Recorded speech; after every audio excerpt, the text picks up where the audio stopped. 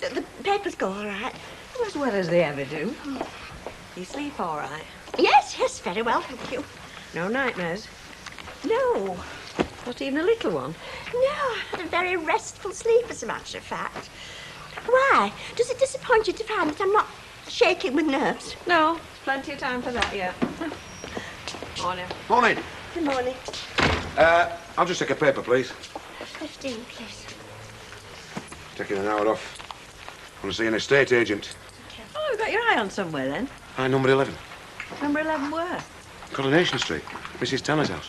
Nay. Hey, we might end up neighbours after all then. Well, if I can get anywhere with it, they seem a bit reluctant to part. Oh. I'll see you. Yeah, ta-ra. Bye. Fancy that then. Pardon? What Bill Webster were just saying then. You haven't heard a word, have you? You're miles away. I was thinking of something else. You're doing 30 miles an hour. What's your overall stopping distance? 75 feet. I mean, that's on a dry road. You've got to allow more if it's wet. Hi. Hi. Anything you want from the big city? No thanks. We've got fish for tonight. Yeah, not for me. No, but I'll bring some crisps back. What's this, visiting time? Ain't it in the rules somewhere? You're supposed to keep the width of the counter between you? Something like that. Yeah. Well, don't try touching or else that bacon slicer starts up and cuts off your privileges. Bet. Have you got a minute? Yeah, sure. There wasn't anything else, was there, love? You mean you want me to go? Well, yeah. Yeah, no, there wasn't anything else. See you at dinner time. All then. right, Bye. love. Bye. Why don't I ever meet fellas as sensitive as that? Bet. Yes, love.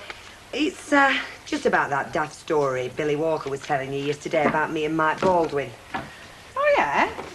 Hey, you're not worried about it, are you? No, it's just stories like that, you know, they're easier to start than stop, so I just thought I'd get this one stopped before it goes any further. Well, I won't be doing out to help spread it round, I can promise you that, love. Thanks. Where did he get the idea from, do you know? No. Thought it all up by himself, I won't be surprised. I mean, you know what fellas are like. They've all got overactive imaginations. Yeah. Listen, sticks and stones can break your bones, but I wouldn't think that out Billy Walker can say about you would hurt you that much. Nah, no, you're right. I'm just getting myself all worked up into a state over nothing. Well, if you want to get your own back, let me know, and I'll start some stories about him. All by myself. I'm not complaining, 'cause I'm happy on the show. Ain't misbehaving, saving my life. My, we are hard at it this morning. I'm not just a pretty face, you know.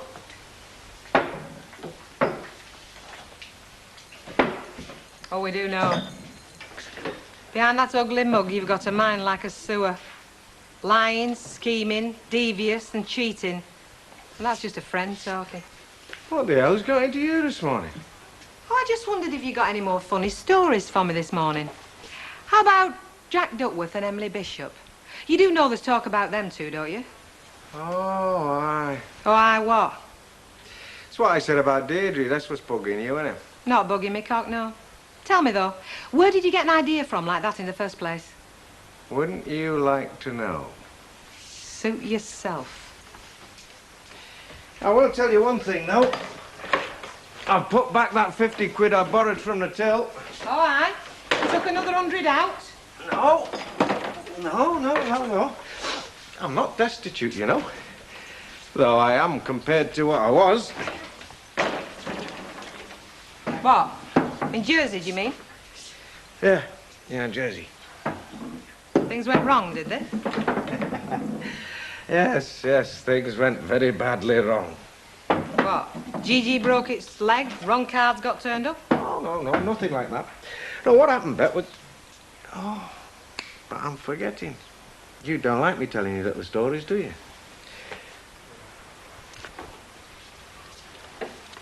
I'm sorry to disturb you. Yes, well, I do have to go out. Yes, well, the reason I'm calling, Mrs. Yes? No. We were instructed to put this house on the market, to be sold with vacant possession. In other words... Empty. Yes. Anyway, it wasn't until just this morning that we learned from a prospective buyer that, well, that you seem to be in residence. What was the name of this prospective buyer? Well, I'm hardly at liberty to say. Only to Mrs. Tanner, the householder. But you know who I am, though, don't you? Yes. You're Mrs. Tanner's daughter. Then I know the name of your prospective buyer. Mr. Webster, is it? Well, look, I don't see that it matters much who it is. I mean, this buyer might drop out and we'll have others come forward. The point is, we can't offer the house with vacant possession while you're still living in it. I don't suppose you can, no. No. So. But then you've not sold it yet, have you? And I don't think you're in a position to. Well, Because I don't think Mr. Webster's price is up to the price we're asking, is it? well, I think I should discuss that with Mrs. Tanner. Look, I live here too, you know. I was brought up here, and from time to time I come back. Does Mrs. Tanner know you're here at the moment? Well, yeah, unless she's forgotten. But look, I'm right, aren't I, in thinking that Mr. Webster's price is short of what we're asking? Well, All right, then, Mr. X's price. Mr. Perspective, what's its price? it's short of the asking price, yes. Right. Well, you can tell him what he can do with it. Like, increase it? And I'll stay here and stop rain coming in until someone with the wherewithal does come to buy it. All right? Yes. Yes, I suppose. We are doing our best. I'm very good at it, too. Draw. Goodbye. Oh, is it time already? Well, if we're going to have time for a run round first, yes. Hello, Mrs. Fairclough. Morning, Mr. Livesey. Well, I'll, Take your pinny off. yes. Well, I won't be a moment. Yes. Well, it's a nice day for it anyway. Yes, I think Mavis is quite looking forward to it. To tell the truth, she's been having kittens all morning. In fact, I think the first lot of kittens have had kittens of their own by now. She'll be all right once we get going. Well, I wish I had your fate. All set, then? Yes. Well, I'll, You'll be back later. yes. Well, come on then. Last time you'll have those L plates on.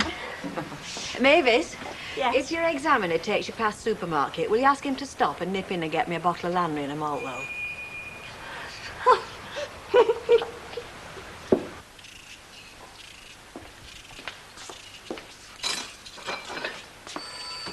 Oh, I'll get it. Probably for me. Right.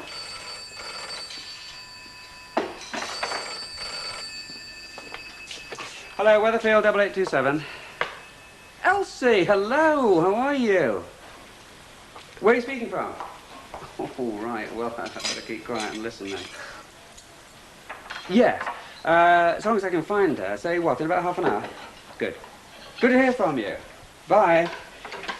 Well, Elsie Tanner, would you believe? All the way from sunny Portugal. Yeah? Yeah, she wants to talk to Linda, so I said I'd round her up and she's going to ring back. Oh, I haven't seen her in the shop this morning. Right, well, I'll bob down. Won't be a minute. All right, then. Oh, hello, Emily. Is it Deirdre you want to see? Yes, is it convenient? Yes, go on in. I'll be back in a minute. Thank you. Bye. I'm in the kitchen, Emily. Oh, sorry. Are you terribly busy? No, it's okay. How are you feeling now? Oh, not too bad. Just left me a bit husky, you know.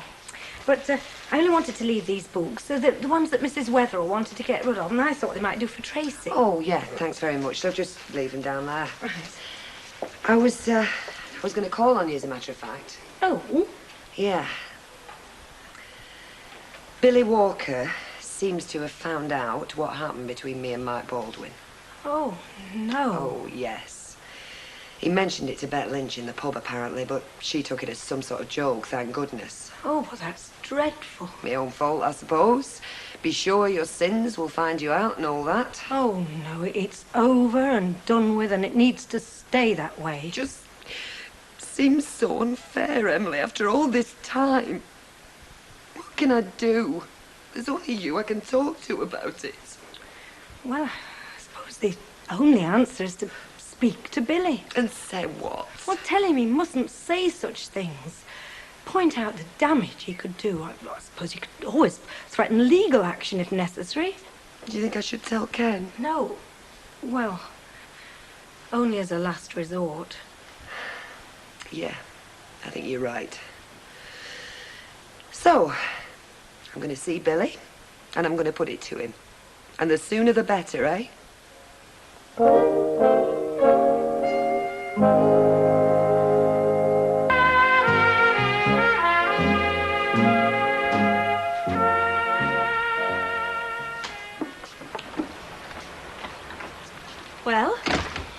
You tell her. I failed to use my mirror correctly and I reversed onto the pavement. You'll start. Oh, my hill start. You passed. Don't try and kid me, Mavis Riley. You've passed, haven't you? Yes, I have. Oh, that's terrific. Oh, I can hardly believe it. I mean, he said, I'm pleased to tell you that you passed. And I said, honestly? And he said, yes. Oh, Mavis, don't go try playing poker, though. She ain't got the face for it, has she? I still can't believe it. I mean, I'm a driver now. I actually go out on my own. Oh, fancy that. And do you know, this morning I want to give you a cat in hell's chance. I mean, you were that nervous, I thought she'll never get a car door open. Well, I've surprised you then, haven't I? You've surprised yourself as well. Yes, I have a bit. Well, I'd better be going now. Oh, least you can do is buy him a train. Oh, yes, yes. Ah, well, look, I've got another pupil in 5 minutes, so another time, eh? Well, thank you ever so much. Well, I could never have passed without your help. Yes. It's been a pleasure. Oh, it has. Well, most of the time. Yes. Right, bye then. Bye. Bet you didn't think about that, did you? What? Well, we're going to pass and you've made it so there's no need to see him anymore. No more driving lessons. Your entire social life gone for a burden.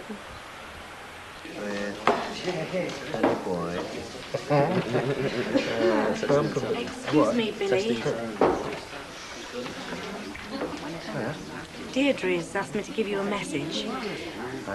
She wants to talk to you and wondered if you could manage to get down to the shop for 5 minutes. What's it about, do you know? I think she'd better tell you that herself.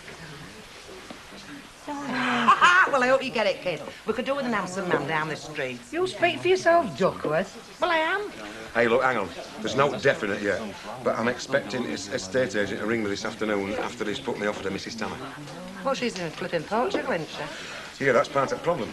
Well, ain't her daughter, what they call her? Linda. Well, ain't she stopping there? I'll tell you what, she looked pretty well settled in when I saw her. Yeah, that's still the part of the problem. Are you buying any vacant position? I'm just going to head down the road. Well, can't it wait? I mean, suppose we get a sudden influx. A coach party from Macclesfield gets lost. I'll send them down to the Flying Horse. I'll be 5 minutes back, I promise. Oh, I get it. What? You're meeting Emily Bishop down the back, Dinnell. She was in here a minute ago asking for you. I thought she looked a bit flushed. There's not much gets past you, is there? I used to think so. Till you turned up.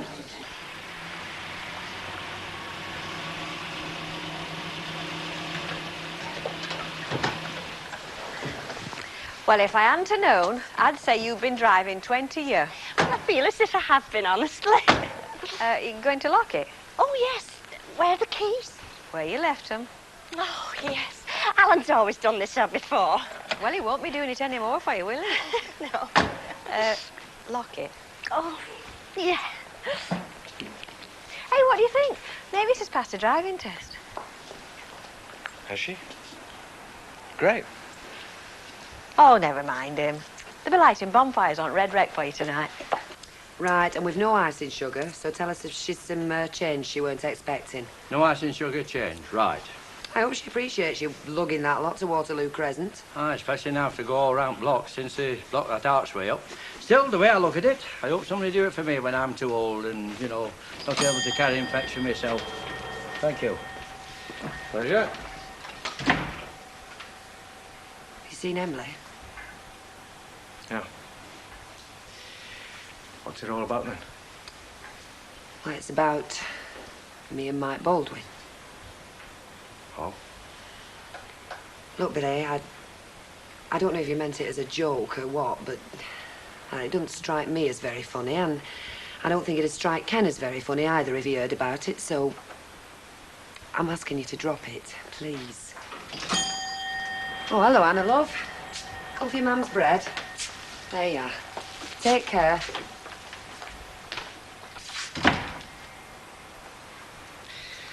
So, I was right about you and Baldwin then, was I? What's that got to do with you? Not a lot.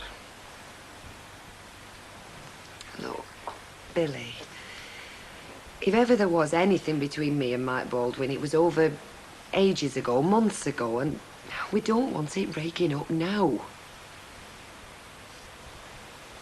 I see. Well. Baldwin, eh? Well, I suppose he must have somewhat going for him. Big car and all that. Billy. No, it's all right. I'm sorry. I'll not be malicious. I won't spoil things for you. You promised me you'll send out. Scout's honour, your secret is safe with me. You mean it? Of course I do. Can I go now? Yeah.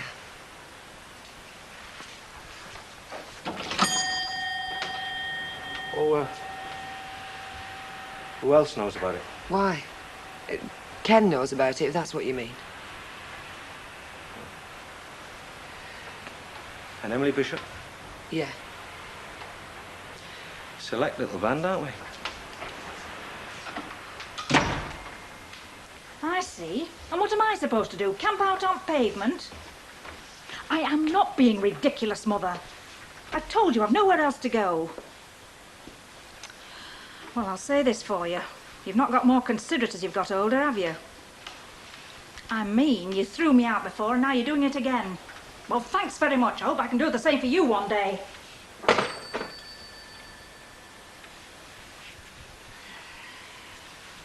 Thanks for the use of the phone. Anytime. Is it that everyone's changed? Have they always been a load of miserable, selfish devils round here? Probably that you've got rather a jaundiced view of us at the moment. No. I always thought this was somewhere I could come back to. A refuge. Well, yeah, but people have got their own lives to lead. Oh, too right they do. Do you know, if you were all in a conspiracy to get me out of that house, you couldn't be working harder at it. Well, we're not. You all have changed, you know. You might not be able to see it, but I can.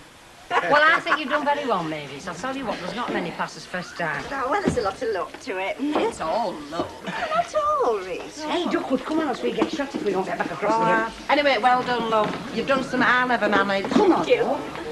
So, Alice, can I get you something stronger, mate? No, thank you. I don't want to get breathalyzed on my first day.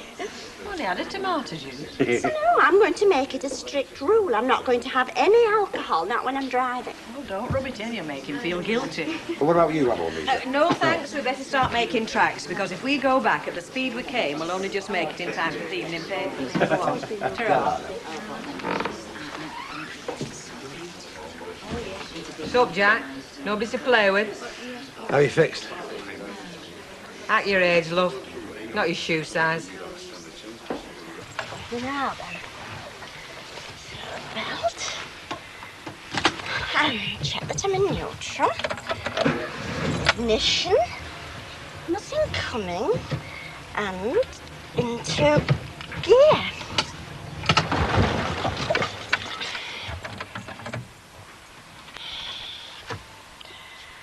Oh, what happened?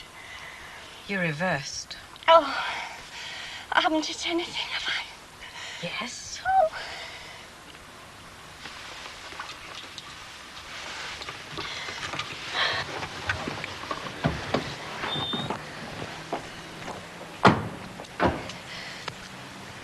Oh. No, could I? Hey, what's been going on? Thought I recognised it. Your taxi. Yeah. Oh, I'm terribly sorry, Mr. Duckworth. It was all my fault. I'll pay for everything. You mean she backed? I don't believe it. I shouldn't be driving. I mean, I could have killed somebody. Maybe you haven't killed anybody. You've just dented his bumper a bit, that's all. Ah, but there might be some hidden damage, a cracked chassis or something. Oh, come off it, Jack. I'll never drive again, never. Oh, give over, Mavis. Well, I'm just a menace to you. I'm a road hog. Look, I mean, I've just had my licence for 2 hours, never had a crash. It's not locked.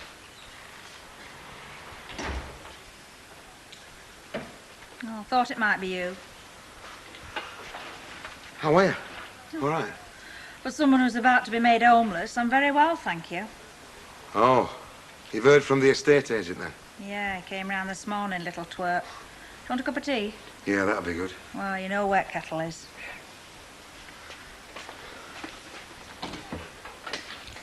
Yeah.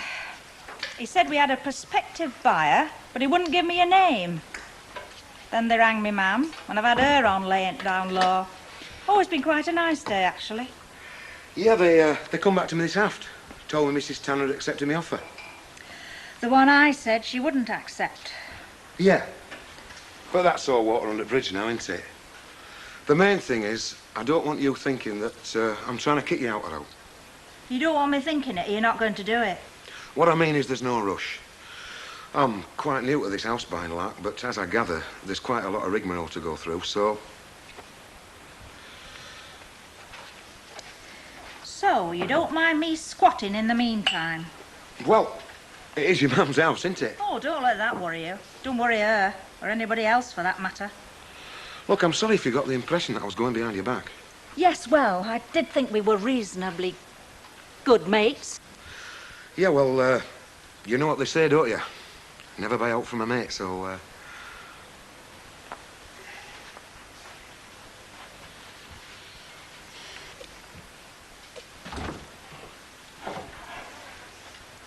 I've got nowhere else to go, you know. Yeah, well, like I say, if you've got time to sort yourself out.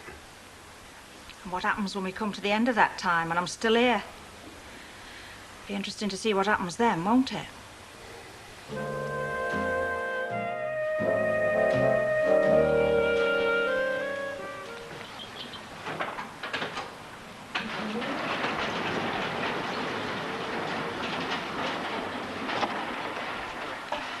Morning.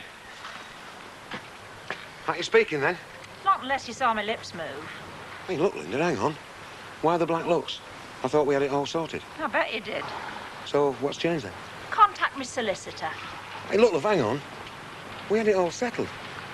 I've changed my mind. Well, your mum can't change hers. Oh, you've exchanged contracts, have you? Not exactly, no. Well, she could change it, couldn't she? Look, if you weren't going to shift, why didn't you say so? I can't wear you up. Well, I can weigh you up. And what's that mean? I mean, you're no mug when it comes to the flannel, are you? What flannel? All that soft soap. Oh, you can stop here till the sale's completed. Well, thanks for the favour, I don't think. Look, there's no need for a Barney. Just be straight with me. Just tell me what your plans are. Work it out. Oh, aye, my dad's more or less got it all fixed now. Shouldn't be too long before we're doing a moonlight flit. Moonlight flit? Oh, I'm surprised you know that expression in these days of rent rebates and so on.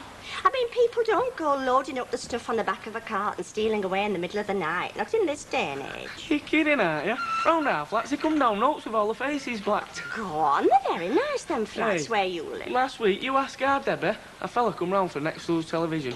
He rang on the bell, no answer. So he goes down to the courtyard, he bawls out, "Number 14, landing 7, I want your telly." So number 14 comes out onto the balcony. "OK," he shouts, "Here, catch." Oh, get on with your bother. Kevin, has Mr. Duckworth been into the garage, like, with his taxi? Yeah, I think I did see his name in the book. For today, actually. Didn't you and him have a bit of a crash or something? Oh, nothing you could call a crash. It was just a very slight accidental collision. Yeah, that's what they all say. Ta-da. Bye. There you are, you see. Just what I expected. I mean, you pestered me into taking my driving test, and what's the result? I made a laughing stock, a figure of fun. Well, it seems to me like your sash cords have gone. It's, they tend to rot away, you know, in time. I'll try and fit it in for you before the end of the week. Well, I'll be obliged. He gets awfully stuffy in that office and he can't open the window. Right, see you at the end of the week then. Okay. Bye.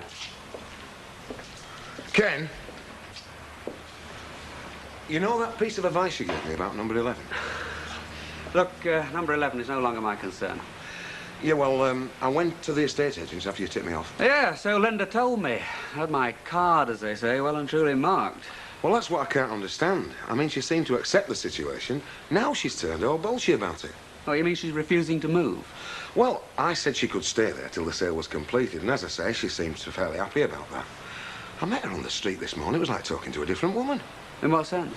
Well, in the sense that she made it quite plain that she's got no intention of moving. I see. Well, Bill, apart from confirming what you probably already suspect, i.e. you're dealing with a very unpredictable lady, I don't really know how I can help. Look, Ken, if this is out of order, just say so. But I know she's been using your phone. Has she been in contact with her mum again? Well, she certainly hasn't used our phone since we had words. But, on the other hand, it isn't the only phone in existence. What I mean is Mrs. Tanner the sort of person that generally keeps her word? Well, I'll sit down and certainly no Welsher. I mean, she's emotional, she's impulsive, and if Linda were to turn on the water... But haven't you got anything binding as yet, as far as the contract is concerned? No, not yet. Not until I get news of the mortgage. All these flaming twists and turns, I wish I'd never set eyes on the rotten house. Probably find it's got dry rot if I ever do buy it. Well, I'm probably not the best judge of this, but if I were you, Bill, I'd press on. I mean, I can't see her stopping. What's she got around here to stop for? She's got possession, hasn't she? Of the house. But she's 9 points to the law. Hey, do you know, something's just struck me. Hon? You know that little argument you had with Jack Duckworth's taxi? It's going to cost me, isn't it? I've told you, I'm quite prepared to meet any expenses out of my own pocket. That's neither here nor there. He's going to be claiming off my insurance. Well, it's bound to affect me no claims. Well, I don't... Morning. Morning, love. And that's all of those loose leaf notebooks. What, ruled A4? Yep, that's it. What project is it today, then? Hey? You're writing a novel, aren't you, Curly? The Binman's Tale, Weatherfield with lid on. You always get things wrong, don't you, Rita? Norman's not a writer, he's an astronomer. Well, I dabble, you know. Charts and everything, haven't you? Oh, I hope you don't think I'm being nosy, but Emily lets me have a little glance now and then. Oh, feel free. Well, I mean, I just think it's very exciting, you know, seeing all the stars and their positions or courses or whatever you call them, all plotted out. Well, I mean, even the names themselves are like symphonies, aren't they? Saturn and Jupiter, Neptune and Mercury. Arcturus and Vega are doing some very strange things currently. What are they? And they reckon Jupiter's second major moon has got an ocean, 50 kilometres deep, in which low forms of life might exist. Do you know, I bet there's folk on Jupiter say the same thing about Weatherfield Canal. Oh, Rita, don't be so silly. This is a serious subject. Norman, do you ever come across anything that you can't explain? Well, I don't know. I might have saw something last night. But you see, I've got to proceed by a process of elimination. But at 1 o'clock, I saw a little green light on a downward trajectory over the tip.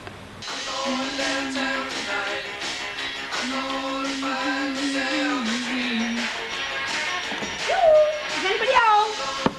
In here! Oh, hello, is Bill? Mr. X, was he in? Not at the moment, but I'm hoping he'll be back any time for his snapping. Oh, well, I'll not wait, because I've only got my dinner hour, you know. Well, if you want to leave a message. Right. You working, dear? But it's somewhere to come. I mean, I've nearly finished at school now. Sweating for my exams, you know, CSE's like. Oh, Dan, you must be Debbie then, Bill's daughter. That's right. Well, pleased to meet you, love.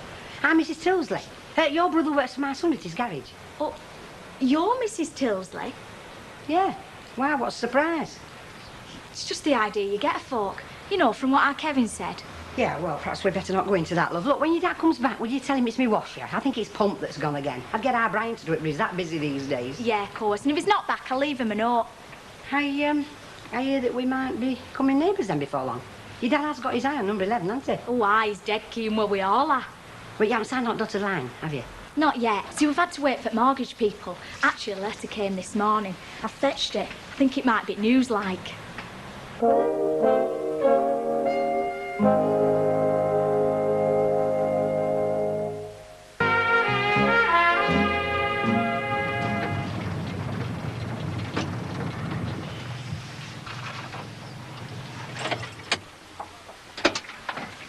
What's up, Cock? Been a fire, has there? No, of course not. A letter's come from Building Society. Good news, is it? How should I know? I mean, I've been on pins. I own up. You've had a babe. Have they? Because, like, I've been at yard all rotten morning. Then I thought I bet he's down at that boozer. Go on, then, open it. Suspense is killing me. I've been down by inches all morning.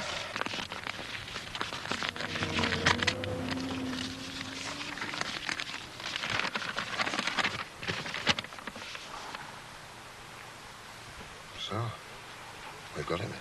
We've got it. We've got it. Got it. Every penny we asked for. Blimey, that's great. That's brilliant. Oh, shiny. Oh. Shiny, oh. That's your mum, that is. Which house is it? That one. Oh, a real house with a backyard and upstairs a parlour like my gran's. Can we go and have a scan at it inside, like? Well, look, we'd best make arrangements first before we go barging in. There's a lady living there, like. Can we not just knock and ask? Well, there's no rush. We don't want to be pestering folk, do we? Yeah.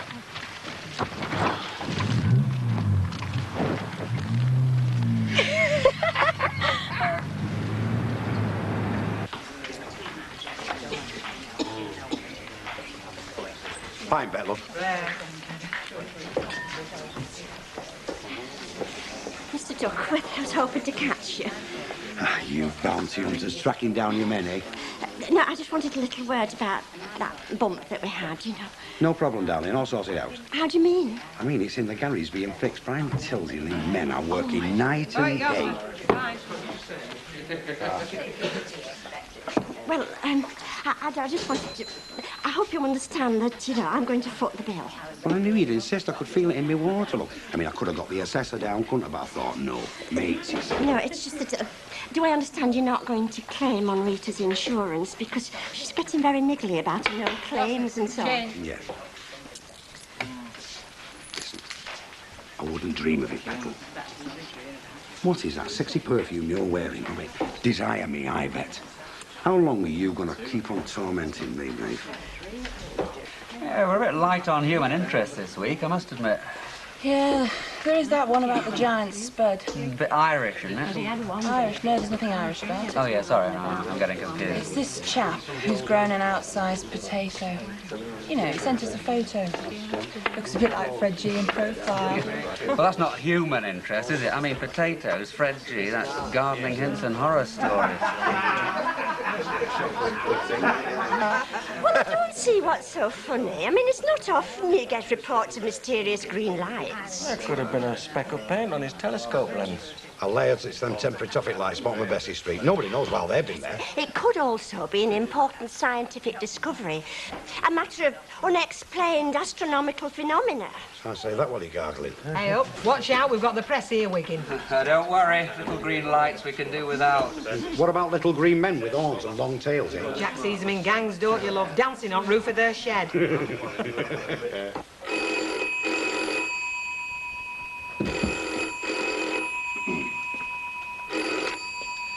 Hello? Who? Elaine? Oh, Helen, from the hospital committee. Oh, I'm sorry, Mrs. Bishop is not in at the moment. Come in, it's not locked. Yeah, shall I take a message, or do you want to ring back later? You'll ring back later, it's not important. Yeah. OK. Cheerio. Bye-bye. I'm not intruding, am I? I mean, you did mean come in when you said it wasn't locked. Yeah, sure. Is it Mrs. Bishop you're after? No, as a matter of fact, I think you're who I'm after. Me?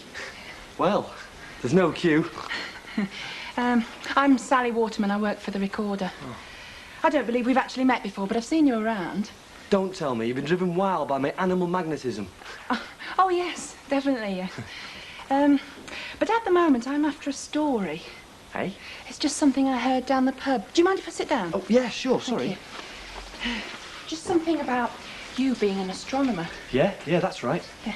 Anyway, to get to the nitty-gritty, the tale was that you'd recently spotted, well, whatever it is that you spot, and you couldn't quite fathom it. Oh, were they taking the mickey, saying I was balmy?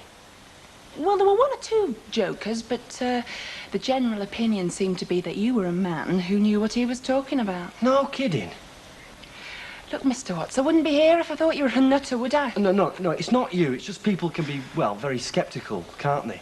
I wouldn't like astronomy to be made fun of. I'm not Galileo, but I'm not the village idiot either. Well, let me be straight. I'm simply here to establish the facts. For all I know, it could be a spoof, couldn't it? A leg pull. A leg pull? No. I've done me sums. I've done me checks. I saw an uncharted green phosphorescent light flying through space. Come on. Where are we going? See the evidence. I've got a little green Martian in the bath, haven't I?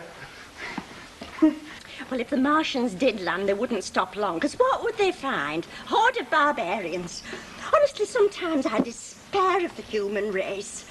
Especially the type that you find propping up public house bars. I mean, if it were left to them, we'd all be living in caves. Listen, who's talking? You're not much of a demon for change yourself. I'm more of a demon for change than you are. What, when you won't even get in a car because you've had a bit of a bump? If it were left to you, you'd have us all back in Stone Age, riding bikes. Oh, they didn't have bikes in the Stone Age. The wheel hadn't been invented then. Anyway, if you're going to be stupid about this driving, I'm going to get you one of them butcher's boy things. Well, you can get me a sit-up and beg for all I care. What's a sit up and beg when it's at home? It's a bike. What do you think it is, a dog biscuit? Well, I've heard of penny farthings. Look, a sit-up and beg, as I'm sure you know, was a lady's bike with a sort of circular crossbar. Do you think you could ride one down to the wholesalers and back? Possibly. Of course, you'd have to be carrying stock as well, you know. Well, they don't make sit-up-and-begs anymore. Which leads us back to the car. Oh, Rita! One minute you're on about your no claims, and the next minute you're insisting that I drive when it's obvious that I'm not safe, brand new licence or not. I mean, OK. This time it's not going to cost me too much because according to Mr. Duckworth it'll only be about £30. But, I mean, heaven knows what'll happen next time. I could end up in court.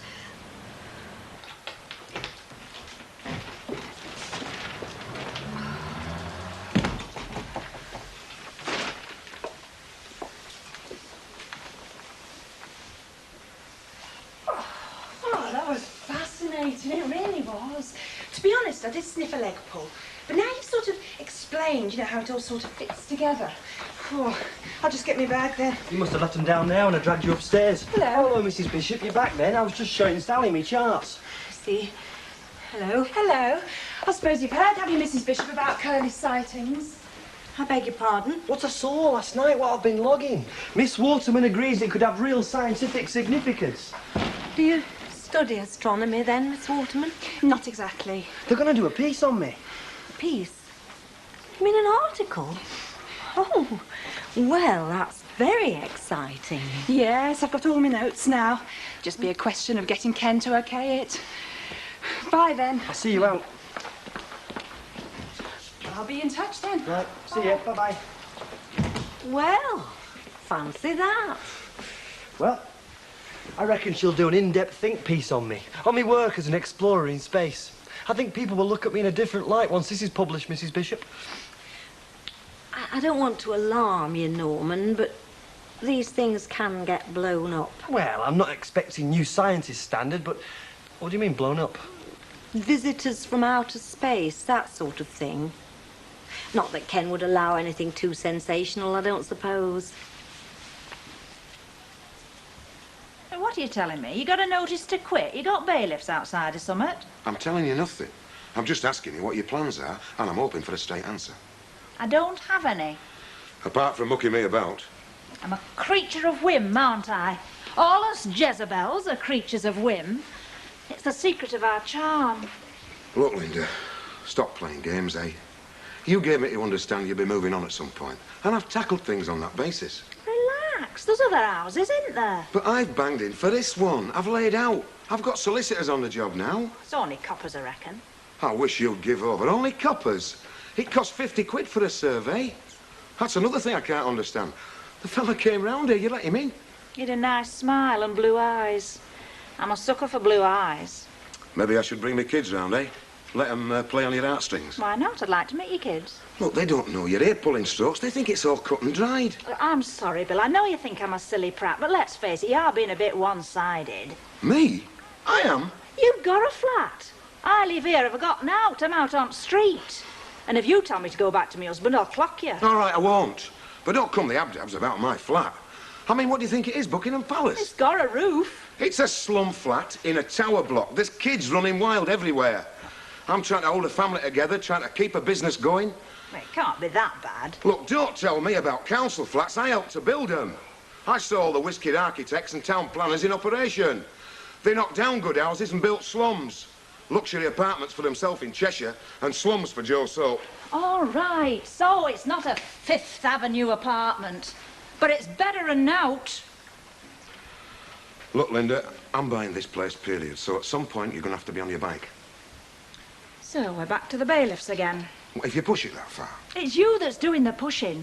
All you have to do is knock the deal in the head. And what good would that do? It might give me a chance. Chance of what? Oh, a chance to get me mum seeing different. See if she'd take me on as a tenant. Oh, come on. I'm not pulling out now. It's gone too far. In any case, that's dirty pool, isn't it? Dirty what? It's emotional blackmail. There is another solution. Look, Linda, I'm sorry if I sound hard, but I've got to think of my kids. If you want to make me out the villain, suit yourself. I want you on my side. Him and his flaming kids. Yeah, I know. Is there any chance of a loan of the jam jar? Well, it's in dock, innit? In dock? After that bump. What, you mean when your bar went? I could have straightened that out. Oh, you could, Charles Atlas, couldn't you? Any road, you been out on your wheels today? Or have you been birding it? No such luck. I got fixed up with the coats last 2 days on the hip, minibus, chauffeuring pensioners. How do, lads? Hi, Ryan. Get you one, can I? Yeah, I'll have a pint of bitter, can you? Half'll do me, bright sir. That's a pint for Dracula, half for Tarzan, and what mythical creature do you bring to mind? Goldilocks, Shirley Temple. Hey, I've got your motor, remember? I hope you're getting a move on and all. It is my business, you know. I've got no coinage coming in while my wheels are off the road. We finish tomorrow, which is shifting. So I hope you're as sharp as paying your bill. Son of your mate living next door, eh? Yeah, be dead handy, that. Here. You don't know what his sister's like, dear. She's a grand little lass. Keeps the house together, from what I've heard. You call me a little homemaker just once more. Little homemaker. Right. Hey, no, lay off. Me dad wants that sawdust. Apologise then. Or better still, crawl. Look, all I said was, what's the point in applying for jobs when we've got this new house? On your knees. You'll be needed at home, won't you? Male chauvinist pig. God, you're dead. Now I've got to wash my hair. That'll be 5th time this week. Don't use my shampoo either. Are you two arguing again? It was It were him. I don't care who it was. You ought to know better, especially you are, Kevin. Now just get this lot swept up. Dad, did you make any arrangements about seeing the house? No. No, I've been up to here. I could write it tonight, fetch it in first thing. You can polish it like and bung it off to the printers. I don't know. What, don't you think it stands up? Well, if you're an expert, okay, but this is Curly Watts. I mean, when all's said and done, he's a bin man. Yes, but can't you see that's the angle? That's what makes it a great story. Look, Ken, I'm not saying we should take it seriously as though it's a great breakthrough in astronomy. I should hope not. He's got no credentials. Look, we'll just present what he says, right? And let people make up their own minds. Well, we want something this week, something light. But on balance, I think the giant potato's favourite. Look, let's just examine what we've got on this ET story, He saw a right? mysterious green light travelling at speed on a trajectory that was bound to bring it to He Earth. checked it out, right? It wasn't a weather balloon, and it wasn't a man-made satellite. Yeah, Sally, steady on. This is Curly Watts we're talking about, not Greenwich Observatory. Which makes it all the more of a natural, Ken. Look, let me spell it out. He saw an object flying through space which he couldn't identify. Now, what does all that add up to? An unidentified flying object. Exactly. A UFO. And UFOs are news, Ken. And we could be first. It's a scoop. Look, Sally, I know you're keen, but I think there's a touch of the ace reporters here. Well, then, OK, then. It's letters. And it's a controversy. It's Mr. Statham, on whom our livelihood depends, tickle pink. I've even got the headline. Bin man boffin spots UFO from outer space. Now, come on, put your hand up. That beats potatoes, doesn't it?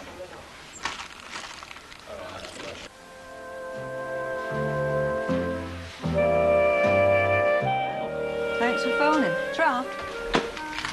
And tuppence change, thank you. Oh, it's those Helen. You know them LPs we've had on order for weeks? They've come in. Oh, well, about time. That's where I told them. Anyway, if we wait for them to deliver, they won't get here till Friday. So it's after 9, school rush is over. We won't be doing anything for the next half hour. You might as well nip round for them. Me? Why not? You know where it is. Car's just outside. Oh, I'm sorry, Rita, but I can't go. Don't tell me you're not sober. You've not been nipping at that gin bottle, have you? You know very well I'm sober. When am I anything else? You know, I just don't want to drive your car. Oh, don't be daft. You're a good driver. You passed your test first time, didn't you? Yes, and then look what happened. You had a bit of a bump, that's all. It could happen to anybody. Well, it happened to me, and it was a very nasty experience. Mavis, driving a car's a bit like riding a horse. If you fall off one, you have to jump on another straight away so you don't lose your confidence. Why can't you go? You're the assistant. All right, assist. Oh, well, if you're going to exploit your position as my employer... Hey, madam, less of the exploit. We had a deal. I had your flat redecorated and I paid for the driving lessons. Now, if you're not going to drive, that's going to be a lot of money down the grid. All right, then. I'll go. You're going to throw that in my face. Oh. But if I run somebody down, it'll be your fault. I dare say, but just bear in mind it'll be you that goes to prison. Morning. Morning. What can I do for you? No, it's the other way around this time for a change. I've got that cheque for the £1,000 you lent me, plus the 100 that we said. Oh, heck. Now I know how big financiers feel. I like it. Good. Thanks a lot. I mean, it made a lot of things possible. Oh, my pleasure. And It did us both a bit of good. Hey, don't think I'm being nosy, but I have to admit I am. Is it true? You are buying Elsie Tanner's house? Where did you hear that? Rovers, I think. Well, it's true enough. Assuming everything goes through all right. I've got a mortgage fixed up. Well, best of luck. You really are getting on your feet now, aren't you? Touch wood. I've got a fair bit of work lined up and all. Anyway, thanks again. Pleasure. Ta-da. Ta-ra.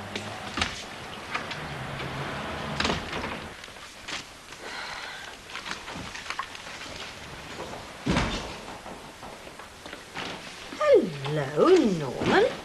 You've never finished already. No, I left the wagon on Maudsley Street. I thought I'd come in for a quick brew. Oh, there's some in the pot. I only made it 5 minutes ago. Oh, great. Has it come? What? The recorder! Oh, no, not yet. Oh, God, it's the waiting, Mrs. Bishop. The sickening suspense. Really, Norman, I've told you before, you're worrying yourself quite unnecessarily, in my opinion. Oh, I don't think so. In fact, the more I think about it, the more I think I'm going to be made a laughing stock. Oh, no, Ken Barlow wouldn't do anything like that, Norman. He wouldn't ridicule you. Yeah, but he's not writing it, is he? It's that girl.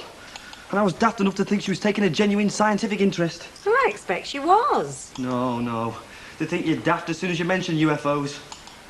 Oh, unidentified flying object. Yeah, they think around the twist. Terry Duckworth does, and Kevin. Well, wouldn't take much notice of them, Norman. They're just silly lads. But it's very representative of public opinion, though, Mrs. Bishop. If you can dignify ill-informed prejudice with the word opinion. No. I think this piece in the recorder's going to make me look like, well, the village idiot. Oh, no. And anyway, nobody takes any notice of newspapers. See, you agree with me. They're going to make me look like a nutter.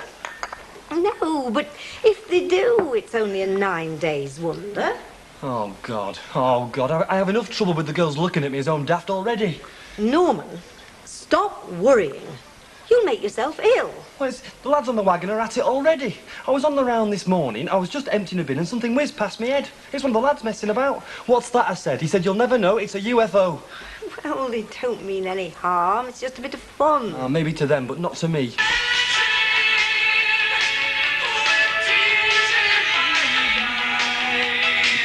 Aren't you supposed to be swatting? I am. Not with that racket going on, you know. It helps me concentrate. Go on. Now, come on, wouldn't you be better off at home doing your revising? I'm fed up of being at home on my own. I'm all right here. OK. Well, look, I've got to go around Napier Street way on a pointing job, so you'll have to get yourself some dinner. Are you all right for money? No, I could do with some, and I need some for tonight's tea. Right. Here's a fiver then. Ta, what do you fancy for tea? Surprise me. Hey, and remember, get down to that swatting. You only take exams the once.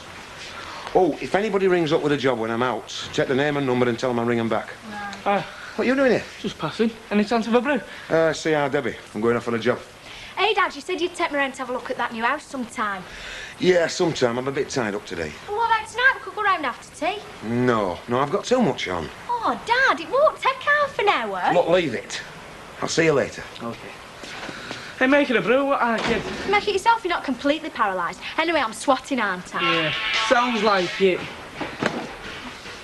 You get more like me dad every day, you do.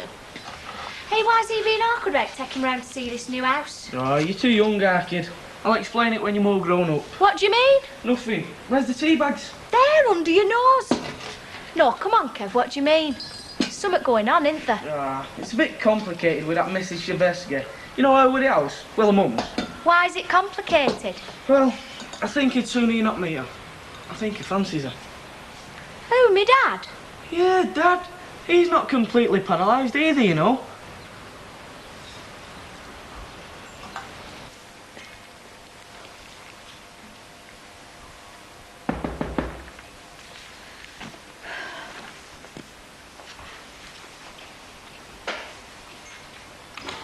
Morning, Linda. Oh, hello, come in. It's just a flying visit, Linda. I'm just calling to see if you managed to sort anything out. Sort anything out? Oh, clothes and that, you mean? Oh, for a moment you got me going there. I thought Bet Lynch had been passing on some choice bits. Oh, no, it was just the jumble I called about. You did say the other day you'd have a look round. Oh, I've not got round to looking yet, sorry. Oh, well, maybe some other time. It's always useful. We raised quite a bit of money that way over the year. Yeah, we'll have a look. But I'm sorry about that misunderstanding just now. It's just that, well, living on your own, you get a bit touchy, don't you? Yes, I suppose you do. Well, be on my way. Oh, Emily, I understand you're working at that denim place over the road now. Oh, yes, just part-time. I do the accounts and so on. I was wondering, have they got any jobs going there, do you know? Well, not that I know of. I could inquire.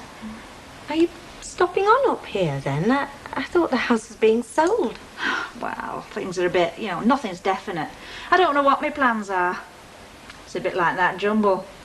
It's all got to be sorted. What's she doing? I'll have a lager, please, Mr. Rolwyn. Right, a lager, bit of large scotch, please, darling. Coming up. Yeah, get a load of this right. I am not the sort who expects an invasion by little green men said tall, bespectacled Mr. What? He expects an invasion by tall, bespectacled green men. What's all that? Young Curly's got his picture in paper. Here, I've uploaded it. Bin man boffin spots UFO. Here, let's have a look. Here, you Stoner Crow, look at this. He's got his photo. Hey, oh, it's a Bin Man Buffin, way! Something in the paper, is there? There certainly is, Sunshine. You are Weatherfield's own stargazing dustman. Here, listen, I like this bit. Keen amateur stargazer, Mr. Norman Watts says he can offer no scientific explanation for his sighting. He's dead set, however. Yes, I suppose we are talking about what the layman would call a flying saucer. I didn't say it like that. I did say flying saucer, but, in a kind of ironical tone of voice. It's a bit dodgy, that, love, being ironical, especially around here. They can put you away for it. Well, you never want to admit it, Curly, not seeing flying saucers, love. I saw a flying saucer the other night. Mind you, there was a flying cup with it and all. My mum slung it at me dad. I can hear you and I'll be down there in a minute. Can I have a look at the paper, please? Yeah, be my guest. Can I have the honour of buying you a drink? Oh, yes, I'd like a half, please. A half, please. A small price to pay for the privilege of drinking with a celebrity. Oh, no. What's up, love? Have they not spelled your name right? Oh, that's the main thing, Sunshine. Get your name spelled right. There's your beer there. It's all jokes, sis. It's taking the mickey. She keeps going on about me being a dustman. How much you want? Oh, good to see you got a copy of the paper. I brought one with me just in case you haven't seen it. Well, I have seen it and I don't like it. Oh, come on, Curly, it's great. That's what we've had for ages. You see what I mean? Astronomy is a serious subject. Yes, well, I agree it's a serious subject, but you have to make that sort of thing interesting for the ordinary person if you want to catch their attention. Well, I thought you were genuinely interested. Well, I am. Well, not according to this.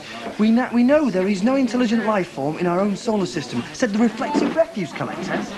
Any life form which makes contact will come from a very distant world. I'm sure you said that. I dare say I did, but the way you put it down makes me look daft. Give over, Curly. You've always looked daft. See what I mean? I'm going. Hey, hang on. There's your drink there. Look, hey. Come on, look, you're upset, lad, now, Take aren't no you? notice, Curly. It's only a bit of fun. No, I'm going.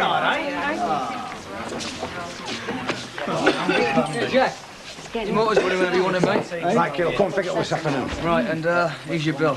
Oh, and like I told you, I want the cash in my hand. No, Missy. Maybe Slightly's paying for it. All right. Fancy it, Brad? Yeah.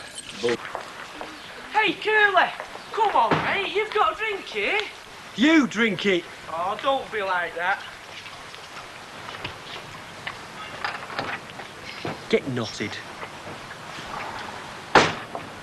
Hey, Debbie Arkid, looking for me, are you? You must be joking. I'm off to see new house. Hey, you're not going there, are you? Why shouldn't I? Be ours soon, won't it? I'm entitled to see what we're getting. I don't think Dad'll be too pleased. Leave it, eh? Oh, get back in pub with all your boozy mates. You're making the street look untidy.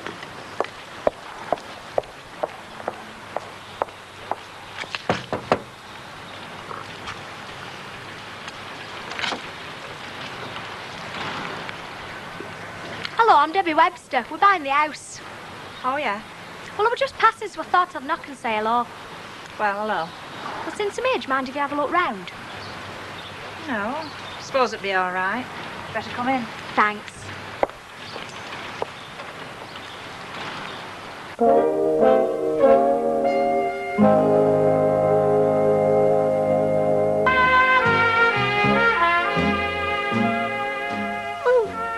Quite honestly, Norman, I don't really understand what it is you're so worried about. Well, look at the photo for a start. She took dozens. You can't tell me that's the best one. Quite a good likeness. Yeah, but look, she's got a glint of light on me glasses. Makes me look like a mad scientist.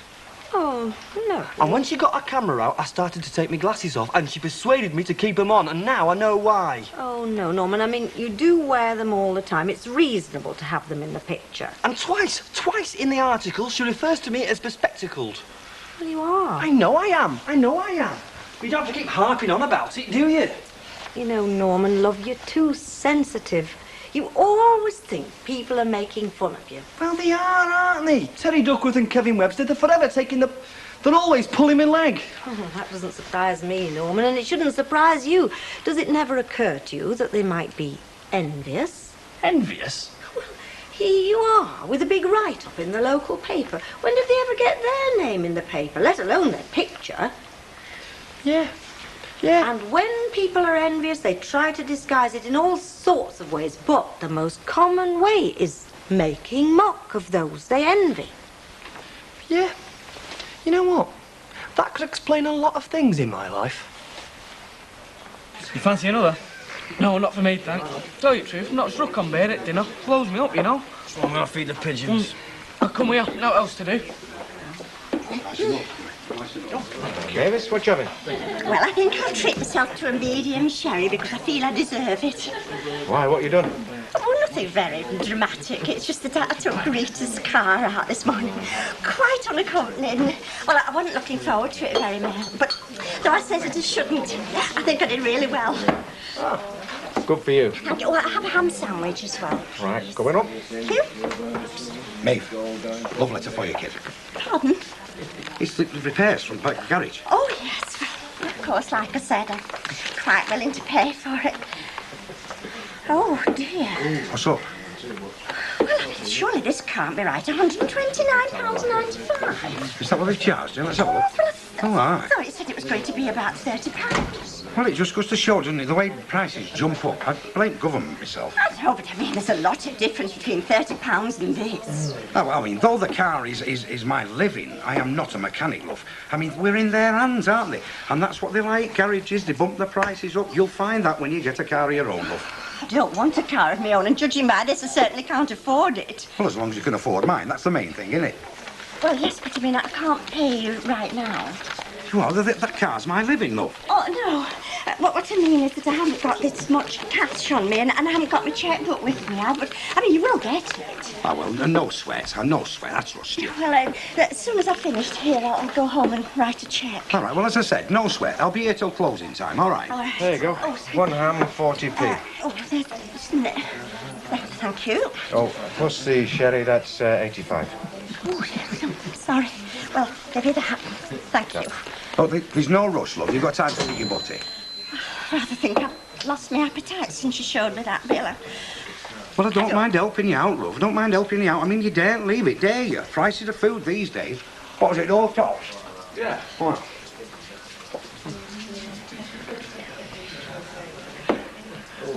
Handy and being in business. Mind you, I'll have to keep on it, and it'll never get done. My mum always used to say what world's worst like that. Right, that's it. You've seen the lot. I'm definitely putting my name down for that bedsit room. How Kevin will want that to know, but he's had it. It's mine. Shouldn't you be at school at this time? No, I'm sweating for my CSEs. Let us do that at home. Are the carpets and curtains in with Price at house? I'm not sure. What do you mean you're not sure? It's up to you, isn't it? Not exactly. It's my mother's house. Oh, I see. I'll go and say where you're moving to, like. But you'll have your own house, I suppose. Is Mr. Shevesky looking after himself at the moment? Look, if you've seen everything you came to see... Are these your children? No, it's me and my brother. We grew up here. When can we move in? Have you any idea? It's all down to the solicitors, is that? Yeah, but we've got to have what they call vacant possession, haven't we? I was just wondering when you were thinking of going back home. Look, it's naught to do with you. You ought to leave all that to your dad. My dad leaves a lot of things to me. He has done since my mum died. That accounts for why you've got such a lot to say for yourself. Now, I've got a lot to do. If I knew when you were moving out, it'd be helpful for making arrangements and all that. Come on, out, out. Oh, you're a right cheeky kid, you. I've just about had enough and you can't take a hint, can you?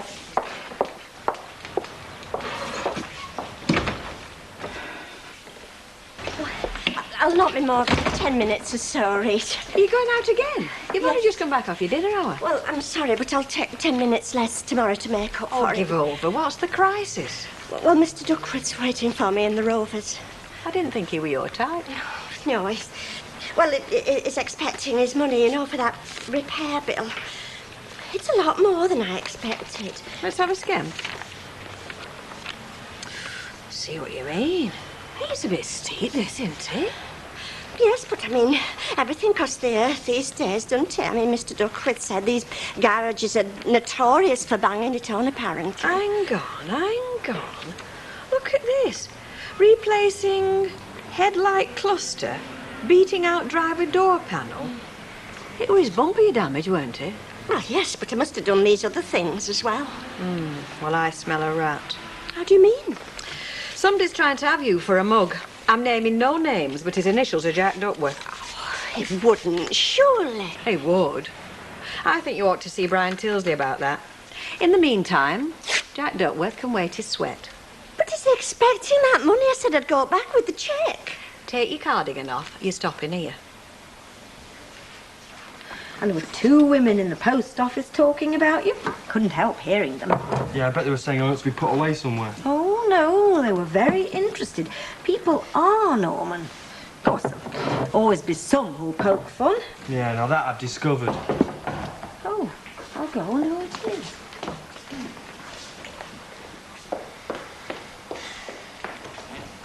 Hello. Is Mr. Watson? I'm from the recorder. Yes, I know. Come in. Thank you. He's in the kitchen. Hello. I'm glad I managed to catch you in. I just wanted to know whether you'd had second thoughts about that story in the recorder. What do you mean? Well, do you still think it makes you out to look silly? Look, I've no comment. That's my only comment. I've no comment.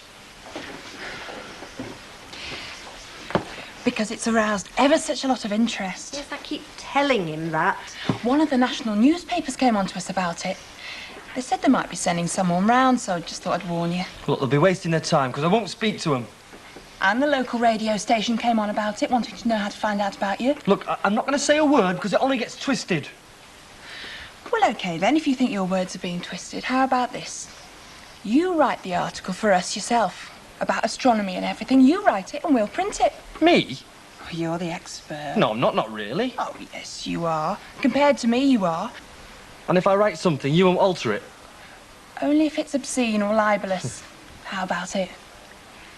Well, I don't know. I'll have to think about it. Oh, go on, Norman. Oh, all right. When do you want it? I thought you said you were coming down at Rovers. I've been stood there waiting for you. Yes, well, I'm afraid it wasn't convenient. Well, I stood there till closing time waiting. People get the wrong impression, you know. Have you done that check for me? I wanted to have another word with you about the bill. I mean, like here where it says front bumper and he's put £32. Yeah. Yes, well, I'm not arguing about that because I know I did damage your bumper, but, well, it's these other items. What about them? Well, I mean, like here where it says beating out driver door panel and headlight cluster. Well, I mean, I wasn't aware that I did those. You're not denying you reversed it to me, are you? Oh, no. And you said you were going to pay. And me, like a fool, believe you because I thought you were acting in good faith like Hey, hang on. She's quite prepared to pay for the damage that she did. It's this other damage she's objecting to. Listen, I am not responsible for how Brian Tilsley makes his flipping bills out. The point is, that car is my living, and if you don't pay that bill, I am in the mire. Well, I feel awful about this. I mean, it is true. I did crash into Mr. Duckworth. We're not arguing about that, Mavis. She's quite prepared to pay for the damage she did to the bumper. No argument. The other damage, you're just trying to work a flanker, getting all your old repairs done and put onto Mavis. You've got a devious mind, you. Well, somebody certainly has. Well, I'm amazed. I knew there were some dishonest people round here. But I thought you were different, Maeve.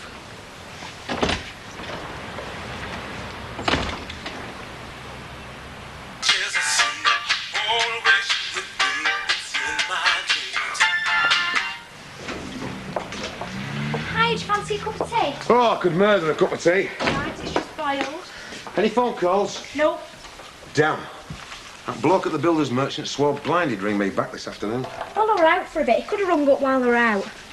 I went round to see your house. You what? Well, you said you were too busy to take me round, so I went round on my own. Do you know you just got a bit too much off our Debbie sometimes? You take too much on yourself. What were wrong with me going round having a look? I'm going to live there, aren't I? That is not the point. I didn't want you going round there. Yeah, and I know why. What do you mean? Mrs. Chevesky. What about her? She gave me a right mouthful, just because I asked her a few questions. And I suppose you gave her a load of cheek and all, did you? No, I just asked her when she was moving out. A few things like that. She don't seem to be in any hurry, does she? Look, you don't know anything about it. So just keep out of it and leave it to me. Found out one thing anyway. What? She don't like me, Mrs. Chevesky. Mind you, it's fair enough. I don't like her neither.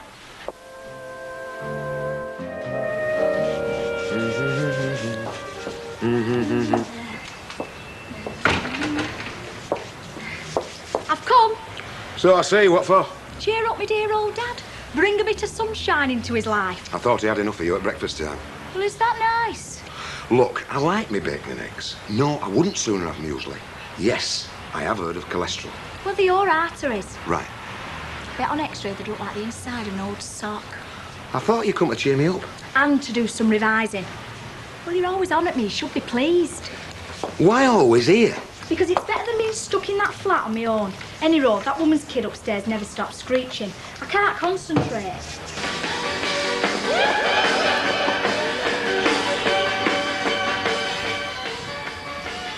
That don't stop you concentrating, I notice. Well, that's music. It nearly is. Have they got any screeching kids next door at Newhouse? I don't know. You were one yourself not long ago. I've told you I'm bags in that bedsitter downstairs, haven't I? Look, I haven't decided yet who has it. Let's get in first. What about Flossie Watsy? Oh, there's a lot of legal stuff to be gone through before we start worrying about Mrs. Chivesky. She'll stop put as long as it suits her. She's that type. Dead hard face. Look, you'd no business going around there in the first place. Well, I don't see why not. I mean, it is going to be our house, isn't it? Very first home of our own. My mum would have loved it. She'd have made it dead pretty. You know what first thing I'm going to do when we get in is? No, tell me. I'm going to buy loads of plants. She would have. Yeah. She definitely had green fingers, your mum, didn't she? So, when is she going then, Mrs. Macaroni? When I tell her to, all right. Now, how about doing some of that studying that you're supposed to have come round here to do? Not here, in there. Well, I like the fresh air. You did go out with her, though, didn't you, Dad? Yeah, once or twice. Just for a drink, you know. Discuss the house. Did she tell you? No, our Kevin. Do you know, I don't know. Why is it neither of my kids ever knows when to keep the trap shut? You ever been out with an older woman, Brian? Mind your own flaming business. Why? Don't tell me you've fallen madly in love with Bette Lynch. You know this bird we're buying our new house from? Well, she's older than me, Dad. Is she Ekker's like? Anyway, it's not her house, it's her mother's. You know what I mean? He's been out with her. It's not serious, is it? No, but... I mean, if you was to get involved again, I'd like it to be someone, you know, with your girl's sort of age, or David Barlow, someone you can have a laugh with. Would you like him to get married again? Sometime. I don't know, we're okay as we are, really. Especially now we've got the house. Well, he must get lonely. He's got me and our Deb. Right, come for me, Maple. All polished and valeted for me, then. We've done the job we quoted for. Anything else comes as extra. I bet you've not even emptied the flipping ashtrays. The old cab's one big flaming ashtray. Can't they get very untidy customers, don't they? Hey, son, you don't fancy cleaning it up after work for us, do you? Buy a pint. Just a thought. Right, where's the keys, then? Right, one set of keys. I take it you got me money? No, I told you Mavis Riley's paid. Oh, flipping hell, Jack, I might have known. She doesn't know it's more than 130 quid. Well, she's happy enough. I mean, better that than losing Rita's no claims on us. Well, I thought you were going to get the money. No sense in me being middleman. Waste of time. She'll most likely pay you cash on the spot anyway. Unlike some people. Oh, yeah, all right, go on, up it. I don't normally let the car out till the bill's settled, but as it's Mavis... They are all down to my good judgment. I only have accidents with a better class of person. Now, Dave, he were different to Ivan. He had a bit of a devil in him. We struck sparks. At least I knew I was alive. But, well, it was all very exciting, meeting in secret twice a week, you know. But then I moved in with him. It's not the same when you've got to wash the smelly socks every day. It wasn't just that. Let's face it, I'm no starry-eyed teenager. No, I knew the score. No, it's just I didn't know how possessive he was going to turn out to be. He wouldn't let me breathe. I couldn't go to the flaming loo without him checking up on me. Happen he thought you'd pull the same stunt on him that you did on your husband? He was right. It was his own fault. I kept telling him over and over. All the same, cock. You've still got two fellas. I've not got any. I wouldn't go back to either of them, even if they would have me. No, I reckon there's a lot to be said for pastures new. Oh, aye? You don't mind me just coming in, do you, love? Your man never did, bless her. What is it this time, Mrs. Ogden? Oh, just neighbouring. I know how lonely it must get on your own. This is not just a cardboard cutout that's sat here, you know, Hilda. This is the very lovely Bet Lynch in the flesh and blood person. Yes, well, you're not here all the time, are you? Mind you, I expect you'll be feeling better now you've got somewhere to occupy you. Oh, aye? Yes, somebody told me they saw you working in the Flying Horse last night. That's right. That's why Bet's here. This is a branch meeting of the Barmaids Union. So if you don't mind, we've got a lot of business to discuss. Oh, yes, well, I'll leave you to it then. I expect we'll have plenty of opportunities for little chats if you're going to be around for some time. I'll look forward to it.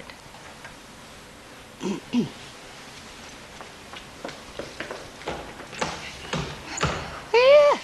You never said about the job. Oh, it's only a bit of part-time work. Yeah, but all the same. Does this mean you're planning on stopping? I just need to earn a bob or two. I know I could do with losing a bit of weight, but I do need to eat. More tea? I've come with an invitation. I thought you were going to make us a brew. What sort were you making it? Well, it tastes better when you do it. I hope you're learning something from this, Kevin. How not to get round a woman. I was paying you a compliment. The only time you ever pay me a compliment these days is when it affects your tummy. Women, Kevin, occasionally like to be told that they've got beautiful hair or lovely skin. You know, just little personal things to make them feel that they're not just a dishcloth. I think you've got beautiful hair. Right. I've got to go to the butcher's, then I'll nip across to Reno for a quickie divorce. Can you hang on? You're talking to the wrong fellow, love. He's got his eye on you for his dad. I only said I'd like him to meet someone like you. This gets better and better. I hope you're learning something from him. And you do make fabulous homemade buns. All right, don't go over the top. Go on, get back to work, you cheeky little monkey. What's his invitation? Jackie and Jeff, they're having a party Saturday night, 6th wedding anniversary. Well, it sounds good. There's loads of people going from the estate. I do miss them. Well, you do go and visit. It's not the same as living there, is it? I know, love, but... Hello. Oh, Mavis. Been talking about you a bit ago. Oh, yeah. Well, I just thought I'd pop in and settle up that bill for Mr. Duckworth's car. Right, there's no panic at all. No, well, I was doing an errand for Rita, so I thought, well, I'll just pop in, settle it up, and then it's off my mind, because I can't rest if I'm owing anybody any money. I wish there was more people around like you. Right, well, there we are. There's the check. Right, lovely. Thank you. 32 quid? I mean, what's that? Well, you see, I distinctly told Mr. Duckworth that I was only going to pay for the damage that I did, and, well, that was to the bumper, which, as you can see, is £32. Yeah, but I mean, what about the rest? It's nearly 100 quid. Yes, well, I'm sorry, Brian, but, I mean, that's nothing to do with me. You'll have to see Mr. Duckworth about that. That I certainly will. Ah, Curly, I was just telling Mrs. Bishop. We've had a big response to this news item of yours, and a lot of very technical questions. Well, technical to me, anyway. I'm baffled by the weather forecast, let alone Og going on in outer space. So, can I hand these over to you? What, for me to reply to you? Yeah, not individually. We'll print them in the recorder. Think you can cope? Of course he can. Yeah, of course I will. No problem. Good lad, good lad. Oh, and all the best for your interview. Oh, thanks very much. Not nervous, eh? No, not at all. It's only local radio. Well, a bit. You'll walk it. You know your subject, that's the main thing. Right, bye. Bye. Well, how do I look? Fine. Impressive. Very. Do I look the kind of person that you could take seriously? Absolutely. Oh, you're not taking me seriously. I am. I'm full of admiration for you. Truly. Well, Mr. Barlow's quite right. If you know what you're talking about, you can't make too much of a fool of yourself. Can you? Hey, same again here, Squire. Oh, no, you don't. Listen, I see you've got taxi fixed. It's time you were out grafting. It's my dinner hour anyway. It's only a pint of flipping shandy. I don't care if it's 10:90. You've lost enough working hours while that's been off-road. Moan. Now you know where you get your lovely nature from. Jack? It was the right stroke you pulled on me. What stroke? Telling me Mavis had settled the bill. She is. For the damage she did and now else. She did all damage. Well, not according to her. Look, mate, our Mavis doesn't know a big end from a woolly jumper. She's got it all wrong, that's all. So who's paying me?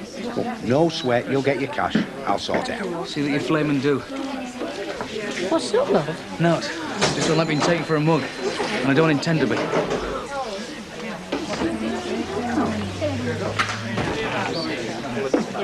I don't suppose you'd happen to know where Linda Trevesky's staying? Are you a friend of hers? Well, I'm not a debt collector. Next door to me, as a matter of fact, Mrs. Alden. Me and her mother are very old friends, practically family. Oh, yeah? Yes, well, I've done my best to rally round, you know, with her having a bit of a bad time. I expect you're here for the same reason. I never turn me back on anybody in need. What number did you say? 11. Oh, I'll walk you down, it's no trouble. Thanks, look, you finish your drink. I reckon I managed to find it. Want to listen to our Curly make his big debut this after? Oh, heck, I got better things to do with me time than listen to him spout his rubbish. You're only jealous because it's not you. That'll be the day when I'm jealous of that dressed-up drink of water.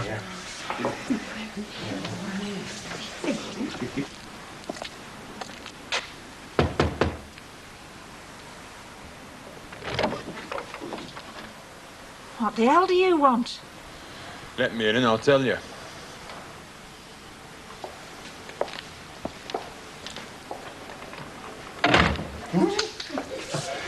Kev, outside while he's still occupied. What for? I'm not happy about him having his motor back till the bill's settled. He said he'd speak to Mavis. You heard her this morning. She may be a bit dizzy, but she's not daft. There's no way she's going to cough up with the rest. You'll have me go whistle for it. So what are you going to do? I'm going to repossess the car, take it back to the garage and keep it under lock and key till he settles up. Can you do that? Legally? Got no idea. The contract he played on me today isn't exactly playing by Queensbury rules either. Come on. What about that stool? You've got to go see what it's doing.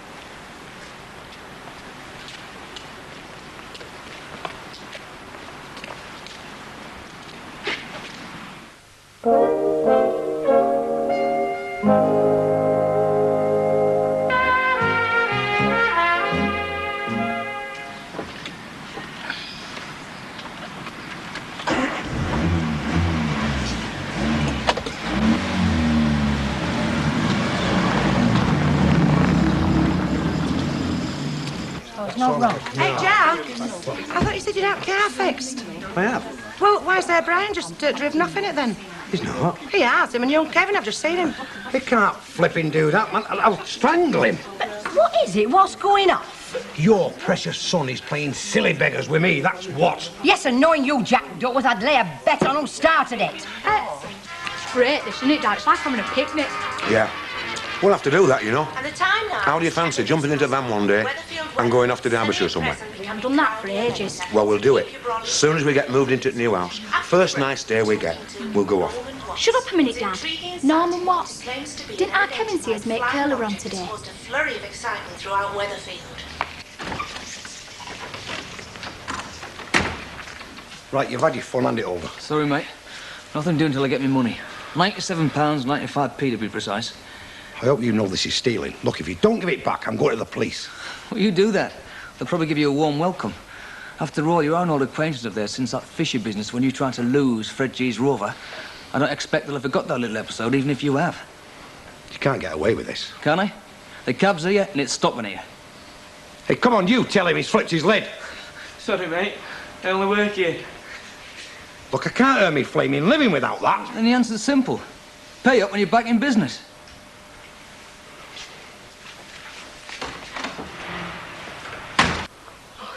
He must be scared stiff. I know I was. When were you on the radio? No, my story was, you know, when Victor and me won that competition and it got Norman broadcast. Watts, Coronation Street claims he has. Welcome to WLR, Norman. Now, you saw something rather strange the other night, is that right? Yes. I gather you were doing some stargazing at the time. Yes, I was. Nervous, You're bless something him. of an amateur astronomer, I believe. Have you been doing it long? Yeah, since I was at school, about 6 years. And you've got your own telescope at your home in Coronation Street? Means here. It's in my bedroom. It's on the windowsill. It's not my home, really. It's my digs. See, I stay with them, well, Mrs. Bishop. It was a green light. And there was no chance it could have been an aeroplane. It was moving much too fast. Do you believe And it in had a any kind of this? phosphorescent glow about it. But I'll tell you what, It travelled if in any a little green trajectory. men come in with a spaceship to have it fixed, make sure you get the cash in your hands first. Dave, how many more times do I have to tell you? There's no point in you stopping. I am not coming back. There's another bloke, isn't there? Don't try and kid me, Linda. I know you. What do you mean by that? You've not left me for nobody. You're the type of woman has to have a man in her life. Didn't leave Ivan till you got me. I left him because I thought we had a future together. You've been cheesed off for years. You told me that yourself, but you'd stayed. That was because of the kids. They were younger. Who is he? The bloke you've ditched me for. There isn't a bloke. There's nobody. I don't believe you. You see? And you wonder why I couldn't stand it. You're jealous, possessive, and you don't trust me an inch. What kind of life is that? If I'm jealous, it's because you give me cause to be. Even when you came to live with me, I never felt secure. Never knew where I stood. I can't live like that. And I can't live your way. But why here? Why Weatherfield? Because it's my home. It's where I was born, for goodness sake. Is it so peculiar I should want to come back? You haven't been back for years. Your mother doesn't even live here now. That's right. That's why I came back, to be on my own. Not you. There is someone, isn't there? Why don't you admit it? Oh, just get out, will you? Just get out and leave me alone. I can't take any more of him. Honest to God, I can't.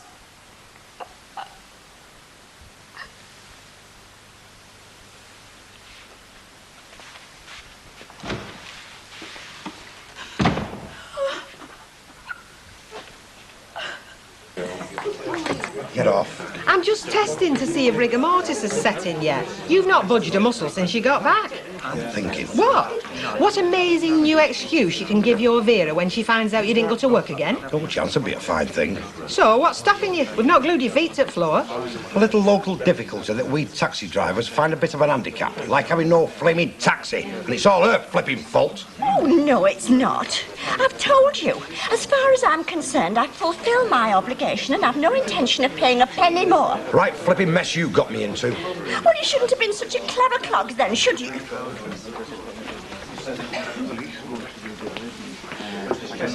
Double scotch. Is it monkey glands or sheep's belly buttons? What? Whatever injection she's having. Hello. Hello. Oh, well, Kenneth, what did you think? About what? Norman's broadcast. Oh, Emma. Oh, I'm sorry. Did anybody record it? Johnny Mathis, yes. Barry Manilow, yes. Curly Watts, no. Hey, Ken. Ken. Well, you can give us a line on this. I mean, you know everything. Oh, hardly. Well, like Brian Tilsley's gone and nicked me cab. What do you mean, nicked it? Well, he was doing some work on it, and I still owe him a few quid. So he's took it back till I pay up. I mean, he can't do that, can he? I mean, that's thieving, isn't it? Well, technically, yes, I suppose it is, but you don't want to make an issue of it, surely. I mean, you are friends. Friends like him, who needs flipping enemies? Look, why don't you just settle your bill and have done with it? Well, I can't, can I? I mean, I can't pay because I've got no brass. I can't earn no brass till I get me taxi back, and I can't get me taxi back till I pay. And you can't pay until you get your taxi back. Yes, it does seem to be a bit of a vicious circle. Vicious? It will be when Alfira hears about it.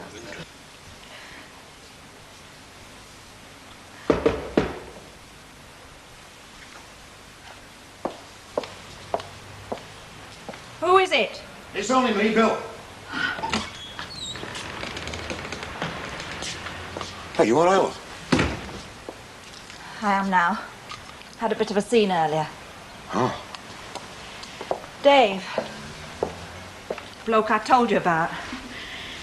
He came to ask me to go back with him. What did you tell him? Nothing new. But it's over.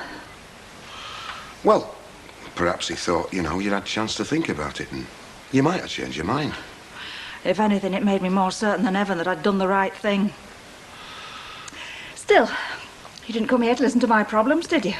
Well, I don't think I'm going to be able to do a lot to help him. I've heard you've got a job in a pub round here. Ye gods, the old grapevine, efficient as ever. I tells me Mum could tell you about that. Is it right? I've got a few hours working at the Flying Horse, yes. See, the thing is, does that mean you'll be stopping on here? And I mean, if so, have you thought about where you're going to live? Because you want me out of here. Well, it's got to happen sometime, love. Look, I don't feel up to this right now. I tell you what, why don't we go down to the Rovers? Maybe with a stiff drink inside me, I'll feel more like discussing future plans. Okay. Well? Norman. You were wonderful. You made me so proud. Oh, I didn't come over sounding like a right twit. On the contrary. What did you think, Mr. Barlow? Everybody was most impressed. Right, what are you going to have, Professor? It's on the house. We're counting on you to pull the punters in. That right, Bet? Yes. Between me and you, Curly, what more attractions could a pub possibly have?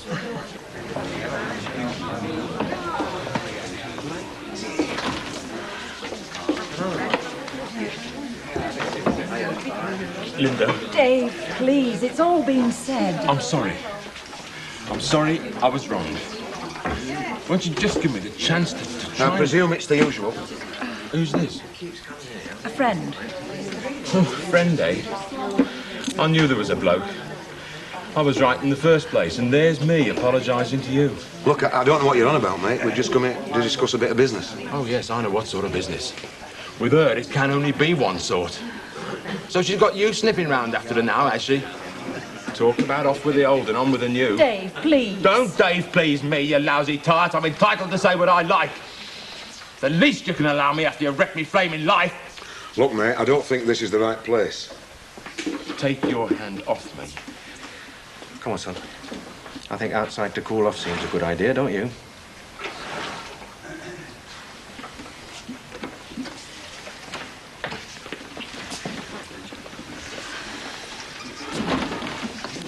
I'm sorry, Bill. So am I. He certainly seems to have got the wrong idea, your friend. Well, he didn't get it from me. Honest to God, Bill, he never. I'm sorry, Linda. I don't like being set up.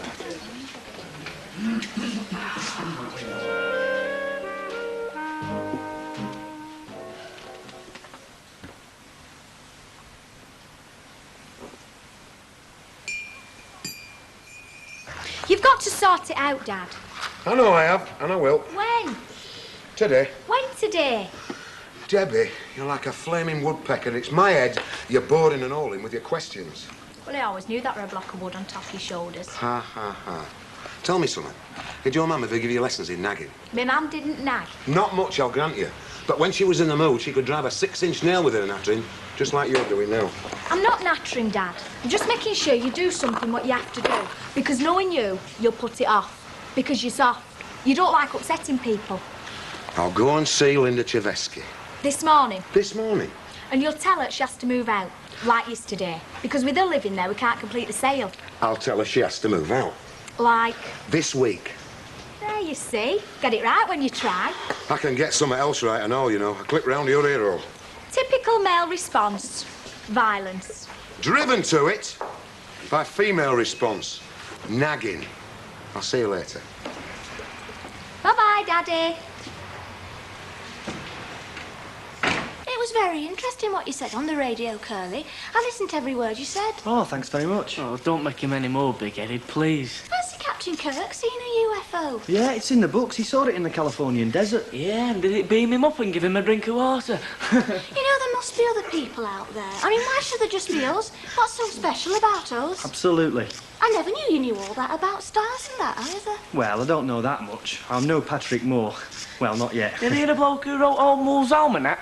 Do you know, Kevin, I think you're slightly jealous of your friend. Oh, he is, Mrs. Tilsley. Dead jealous. Me? Jealous of him? Everyone thinks he's a nutter. No, they don't. Not anymore. I'm a celebrity. Right. Celebrity.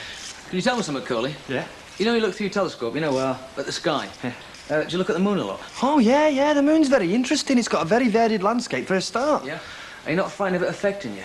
Affecting me? Yeah, you know, becoming moonstruck, you know, getting moon mad. I mean, I would be. I mean, it can be very dangerous, can't it, moonlight? All sorts of things start flying around when it's a full moon, like vampires and werewolves. Hey, you don't think he's a werewolf, do you, Bri? Huh? He's changing into one now, right before our very eyes. Oh, no, sorry. Just needs a shave. Take no notice, Curly. I was very impressed. As long as I've got the respect of my peers, Mrs. Tilsley, I couldn't care less what my inferiors think. You mean like Central Pier and North Pier? You leave him alone. Well, UFOs. What a load of rubbish. I'm not so sure. Watch your pockets. Excuse me, sir. This car is for sale if you're interested. It's bankrupt stock. What a wag. Oh, he is. You've no idea. Hey, Brian, me old mate, me old pal, me old mucker. Can't we come to some arrangement with this car, eh? Yeah, sure we can. Fabulous. You pay me what you owe me for the repairs, and the car's yours again. That sounds like a perfect arrangement to me. Look, I'll pay you weekly, and while I'm paying, I'll just use the car when I need it. To work. Earn myself a living. What do you say? If I let you have the car, mate, it's goodbye to me bill. You go underground with it. Interpol wouldn't be able to find you, never mind me. Look, I'm sorry, Jack. No money, no car. I'll get that flaming car back, lad. And soon. And you can take that grin off your face, laddie. Don't he get upset? I'm beginning to feel sorry for him. It's me you ought to feel sorry for. I'm owed nearly 100 quid.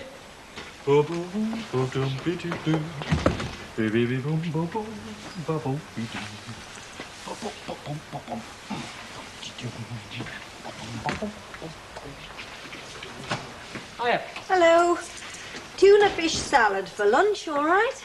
And one person who doesn't need to eat fish, aren't I, Mrs. Bishop? Pardon? Well, fish makes brains. And me, well, as if. Oh, I see, quite. Well, Professor Watts. Hey, that's got quite a nice ring to it, hasn't it, Professor Watts? Yeah, I like it. I've got a message for you, and there's a letter for you. A letter? Where? Over there.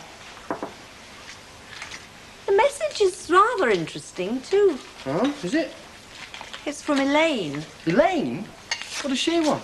She'll be in the Rovers this lunchtime. Oh. Well, I might be able to see her, and then again I might not. What time this lunchtime? About 1, she said. Oh, well, as it happens, that's quite convenient. Hey, listen to this.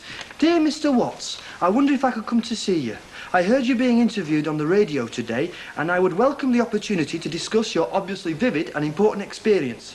I think you will find we have a lot in common. Yours faithfully, A. Pilkinson, R.S. So what's different about that letter? I mean, different from the ones you've already had? The R.S., that's what's different. You know what R.S. stands for, don't you? No, should I? Royal Society. He's only a member of the Royal Society of London, the most prestigious scientific body in the world, and he thinks we've got a lot in common. Yes, well, as you would say, there doesn't really seem to be any answer for that. Well, I was hoping I'd see you, but I'm afraid you've caught me at a bad time. I'm working at Flying Horse this dinner time, and I'm late already. Oh, you're still working there, are you? Only part-time. Well, it keeps me from starving. Just. I'm sorry, Bill. What for? Not yesterday at Rovers. I'm sorry you got dragged in. Well, you weren't to know I was going to be there, were you? Still, it must have been embarrassing for you. I'll get over it. Anyway, what I Look, called I'm for... sorry. I keep apologising to you, don't I? But I really must fly. But, I tell you what. Why don't you drop in this evening after work and we'll have a proper talk then, all right? Yeah, all right. I hope I never see Dave again. Well, I don't suppose I will. You did get a bit emotional, didn't you? Can't be doing with that, can you? I'll tell you what, Vera, I won't like to have to ask your Jack for £1. Hey, you've as much chance of that, kid, as me being Miss World. Oh, I don't know, love. Good wash, a clean frock. You never know your luck, do you? I once were a beauty queen, you know. When? When I worked at Candle Factory. Never. You know what they call me? No, I don't. Miss Candle. Get off, Vera. Lad, I went out with Dump Me. I don't blame him either. Miss Scandal. Honest though, Vera, what does your Jack spend his money on? Well, I don't think he can be other women, kid, and he's not exactly a snappy dresser. Well, he's got to get some brass from somewhere if he wants to get that car back from our Brian, I'll tell you. Do you think science would be interested in his body? No, not really. Me neither. What we'll do is we'll get some pies and some beer. We'll have a picnic in a park. Oh, smashing. Yeah, great. Yes, children. Have you got any of them tempins, you know, big bottles of ale? What do you want, a case, a gross? 2. Hey, well, what are we going to drink it out of? I'll hire you 4 glasses, £1 an hour. Rubbish, that. I know it is, love. Look, why don't you go and join your mate in the snow? Forget about the fresh air and all that. It only gets in your lungs. What, mate? Young Curly. He's in the snug with his chick. Oh, I want to see Curly to tell him how much I liked his radio talk. Hey, doesn't his voice sound different? Dead sexy. Come on. Hang on, what about this picnic? Hiya, girls. All right, Curly, thought you were dead fantastic on Radio Weatherfield. I couldn't believe it was you. Yeah, a lot of people have said that. What did you think of him, Elaine? I thought he was brilliant. Oh, come on, Elaine. I wasn't brilliant. Well, not quite. Would you like a drink? Curly's starting to get right on my nose. Been on mine for a long time. You still want these 10 pins or what? 2 halves of lager, please, Bets, and whatever Kevin and Teddy want. We're having a picnic, mate. No, you're not. The girls have changed their minds. Actually, I think they're basking in my fame. Come on through. I think Rod Stewart's probably got the same problem. Don't you?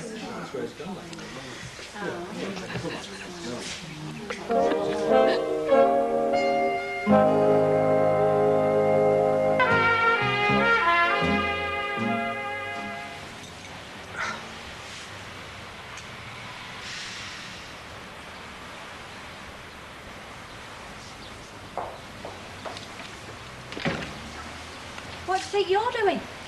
What does it look like I'm doing? I'm trying to take 40 winks, which I'm entitled to after the hard morning's work. Where did you get that deck chair from? A lady I was putting her back garden gate on for this morning. She saw me looking at it in the yard. She said I could have it for £1. So I snapped it up. It's just the job. Did you do it? Did I do what? You know very well. Did you give Mrs. Shevesky your marching orders? Couldn't. Why not? Well, I went round to see her, but she was just going off to work. Well, it'd only taken a second. Yeah, but I couldn't just say, hey, you out, could I? Well, I could. Yeah, well, that's because you're a ruthless teenage female, and I'm a gentle person. Or, if you like, a gentleman. You fancy her, don't you, Dad? You are? You're showing all the signs, you know. Feeling protective towards her, not wanting her to think you're nasty, tongue-tied in her presence. For your information, I'm going round to see her tonight, and I'll put her straight then. All right? What colour are her eyes, Dad? Scram! Don't bother coming home tonight if you've not told her. Well, standing here and getting your car back. I'll get it back. Vera, come on, we're going to be late. Yeah, well, see you do, because I'm not stubbing you while you're out of work. Neither is Terry. Look, I'll be operating again tonight. Vera, come on. Hello, ladies. Hey, you. I hope you're satisfied. Pardon? Well, it was through you having this accident that started all this. If you could drive proper, my husband won't be in this pickle. Oh, I don't see... Vera, Oh, well, Vera, it was your Jack that tracked her diddler. Now, come on before you put both feet in your gob. Take no notice of Vera, love. Well, it's not my fault that Mr. Duckworth can't get his car back. Of course it's not. What you having? Oh, no, I've just brought in your paper bill. It's not been paid for weeks. Oh, I'll give it to Billy and enjoy every second when he goes potty. Look, actually, I think I will have a small sherry to help me calm me down. Have a big and love and fall down. Folk will just step over you. I don't think so.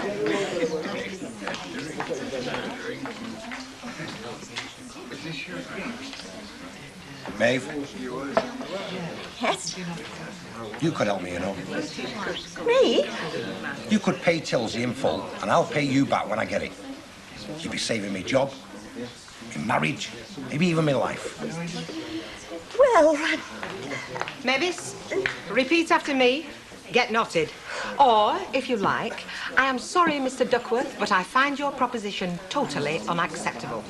You'd have no chance of getting your money back, love. Look at him. Be like dropping it down a mine shaft. I'm sorry, Mr. Duckworth. Thanks, Bet. Thanks very much. You leave me no option now, no option at all. A man can be driven just so far, Ken. That's what I call a cryptic remark. You don't think he's going to do anything silly? No chance, love. Well, not till after closing time. Yes, Ken? I'll have a half, please. Emily said Curly was in. Yes, he's holding court. In there. Yeah, I'll probably go to university now, say Oxbridge. Well, that's either Oxford or Cambridge. Gosh, you have to be dead clever to go to one of them, don't you? Exactly. And I'll probably read astronomy. Be a problem, won't it? Why is that? You can't read, can you? And then I'll take my degree, probably a DSc. You have no need to keep spelling everything for us, mate. We're not all as daft as you know. Well, what does DSC mean then, being as you're so smart? Dopey science certificate.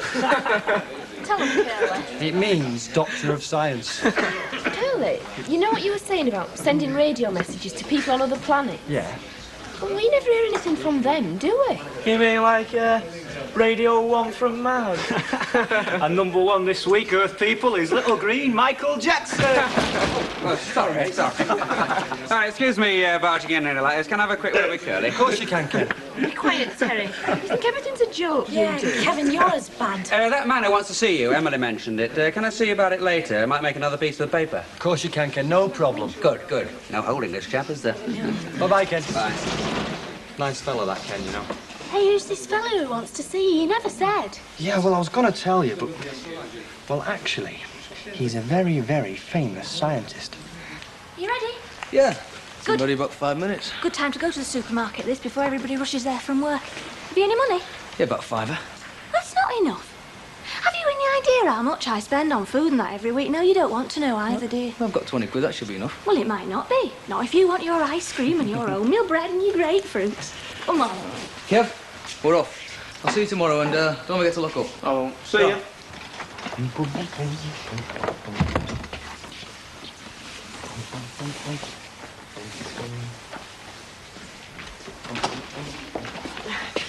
Norman, Mr. Pilkington's here. You know, the man Oh, who... yeah. He's very keen to see me, isn't he? Well, I think I should warn you. He looks perfectly all right, but there's something about him.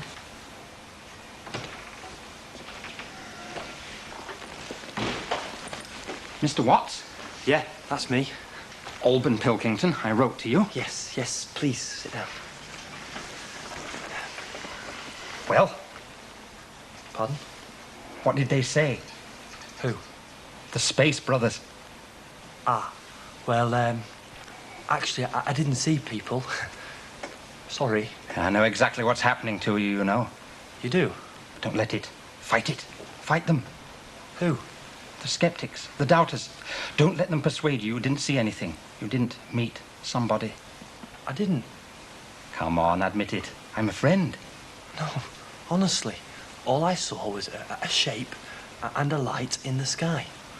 No humming. No paralyzing white light. No vapor. No slime. Is your rabbit missing? No, nothing like that. I'm wasting my time, aren't I? It seems like it. Or I'm too late. You've obliterated the evidence of your own eyes.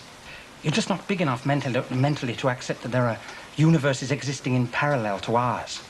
And we only make contact with people and machines from these universes when they enter our space-time continuum, when they visit our spatial dimensions and time. Sorry to have bothered you, Mr. Watts. Oh, it's quite all right. Goodbye. Cheerio. Excuse me. Are you actually a member of the Royal Society? No. Oh, what does the RS mean after your name? A resident of space. What do you think it means?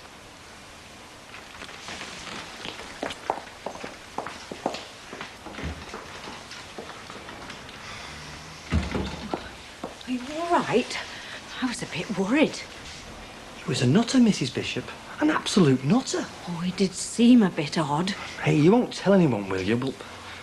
We'll just say that he never turned up. Yeah, I think that's probably very wise. Yeah. There we are. Men must work and women must be ready with the beer. I'll drink to that. Are you not having one? No, I had my ration at dinner time. You know, customers insisting you have a drink with them. And I don't drink much. Well, cheers. Cheers. Am I forgiven? What for? Yesterday afternoon. Of course. I said. I made a right fool of myself all round, didn't I?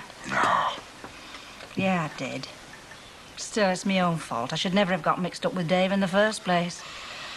Well, it happens. It's always happening to me. Well, when I say always, more than is healthy. But not to you. Me? Yeah, I'm too busy working. Have you never met anybody since your wife died? Aye, one or two. Didn't last long, though. Soon cooled off. Don't you need anybody? Not really, no. I'm a bit of a loner. I like my own company. Suppose I'll have to get used to that. My own company. Is there no chance of you... What about your husband and kids? I left them, didn't I? Yeah, but you did live with them for a long time. I mean, a fair number of years. Custom and practice. Hey? Oh, that's what my husband says. He's a big union man. Ah. You know, I don't think running away here was a good idea at all. At least you knew somebody here.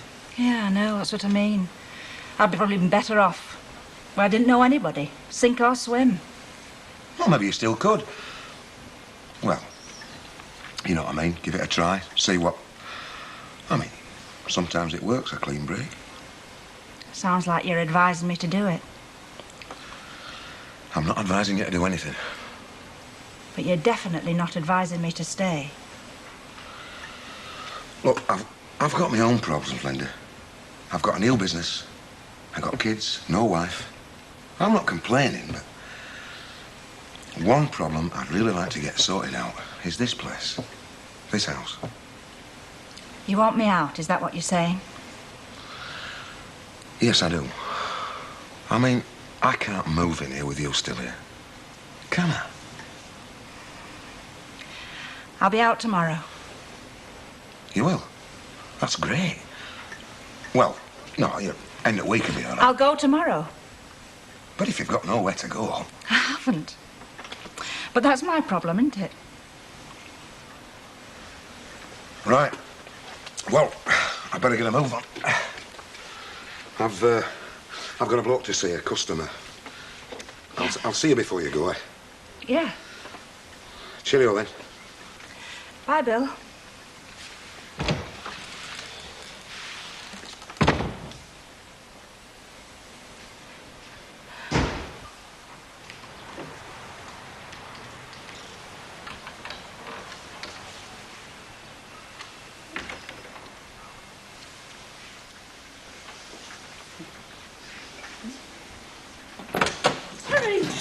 What are you doing here? I could ask you the same. It's obvious what I'm doing, isn't it?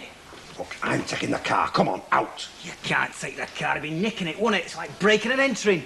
No, the door were open.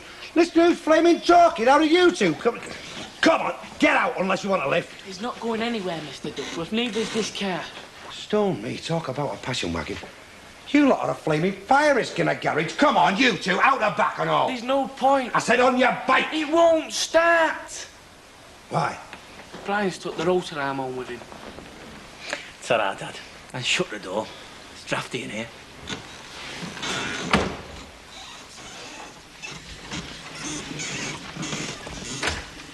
Here, Kev. Yeah?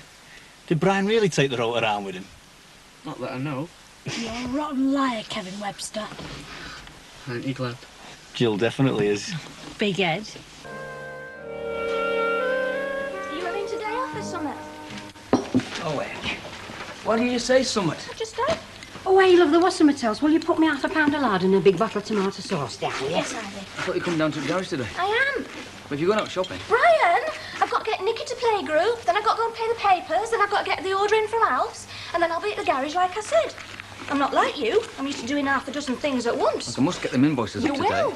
Then I've get the money in without an out bills and all. I don't suppose you've heard up from Jack Duckworth either. Aye. Well, plenty from Jack Duckworth, but none of it about paying what he owes me. Well, I don't see how he's going to get it either. I mean, he can't make note of his cab off at road. Well, that's his problem, because until I get paid, it's stopping off the road.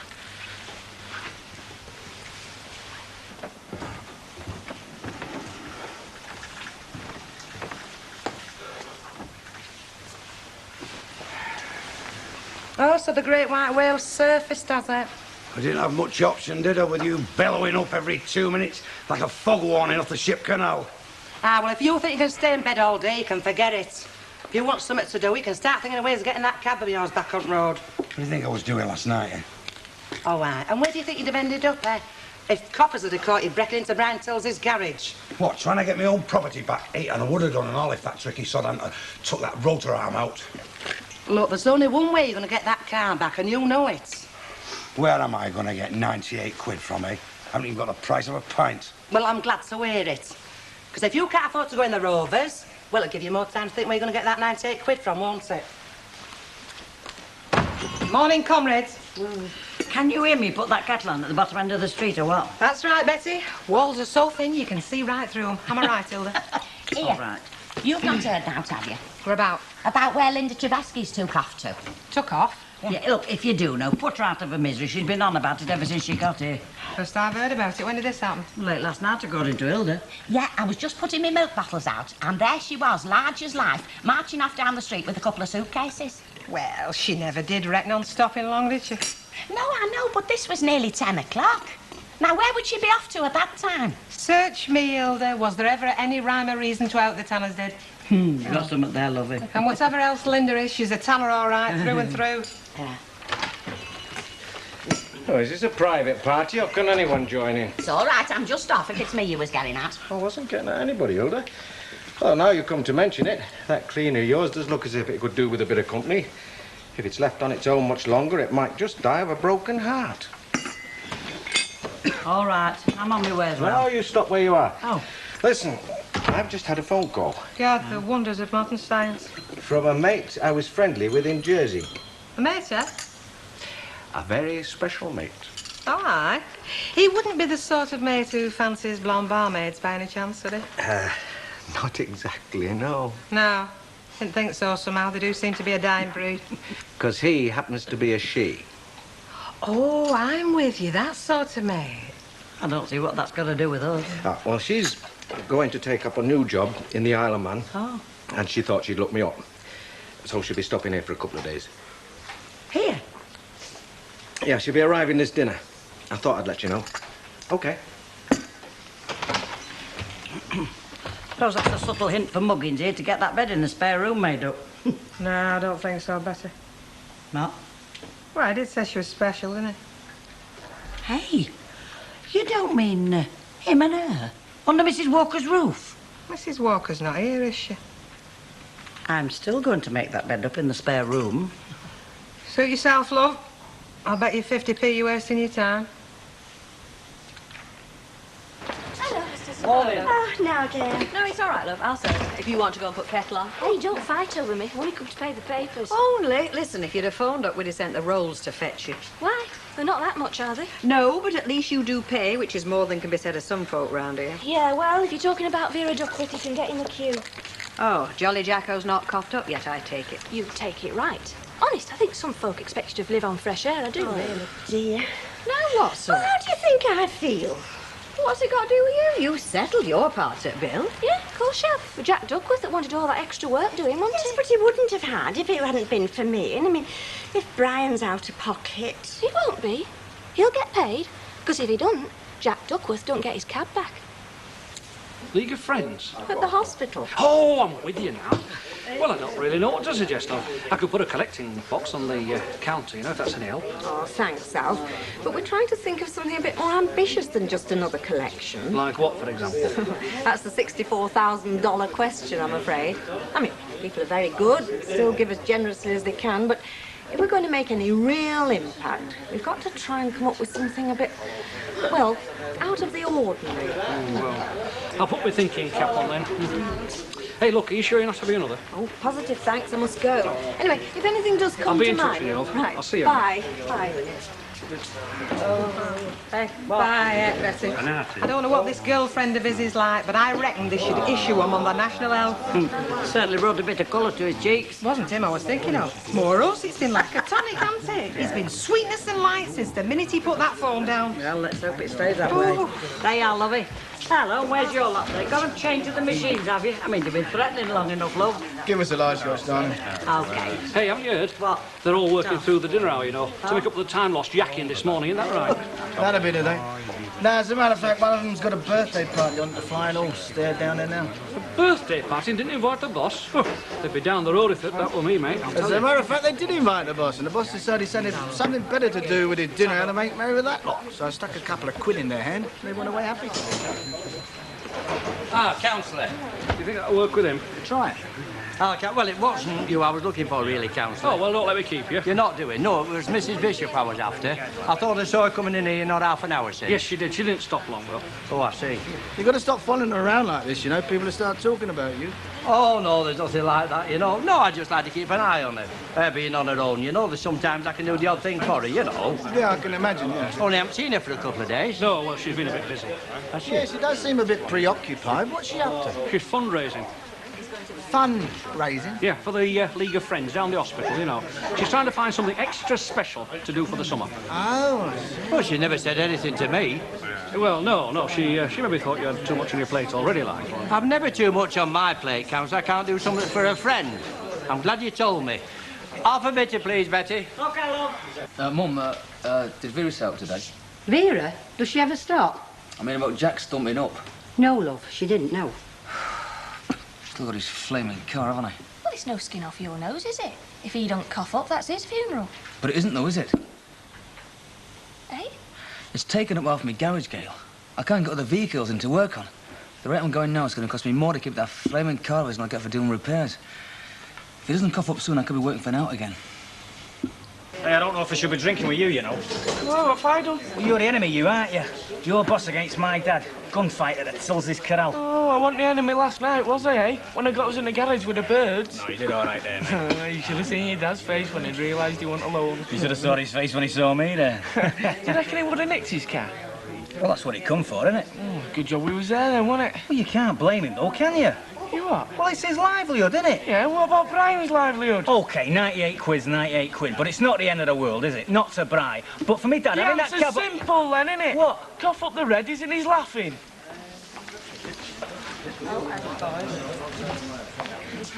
Hello. Hello. Is Billy in? He is expecting me. You must be... Sam, Samantha Benson. I'll tell him. Hello.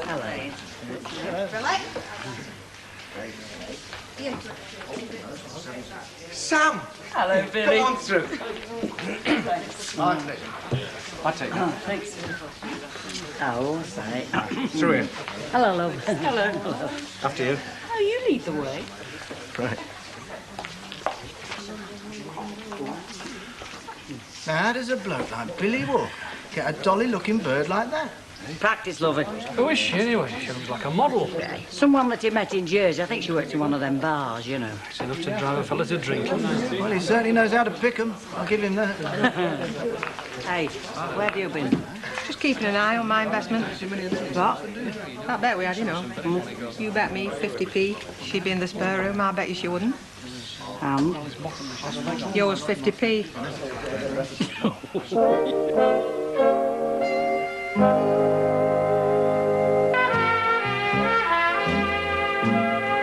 Well, that was very nice, though, I say so myself. Oh, I suppose you're feeling chuffed for yourself now, are you? Because you just happened to get your big fat backside up long enough to chuck, well, sausage and chips in a pan. There's plenty of fellas wouldn't have even bothered, you know. No, and there's plenty of fellas that wouldn't have had time, would they? Because they've been outside working. Do you think we could all... We? You haven't even got the price of a pint, you said so yourself. And stop looking at me with them big spaniel eyes. I haven't even got the price of an hairnet till payday. Well, do you reckon our terrier... No, I don't. And don't you say up to him either. We don't want him walking out again. So if you so much as open that big mouth of yours... All right, I get the message. I mean, this is what it's about, family life, innit, eh? All pulling together when one of us isn't Maya. A while ago. You must be worn out.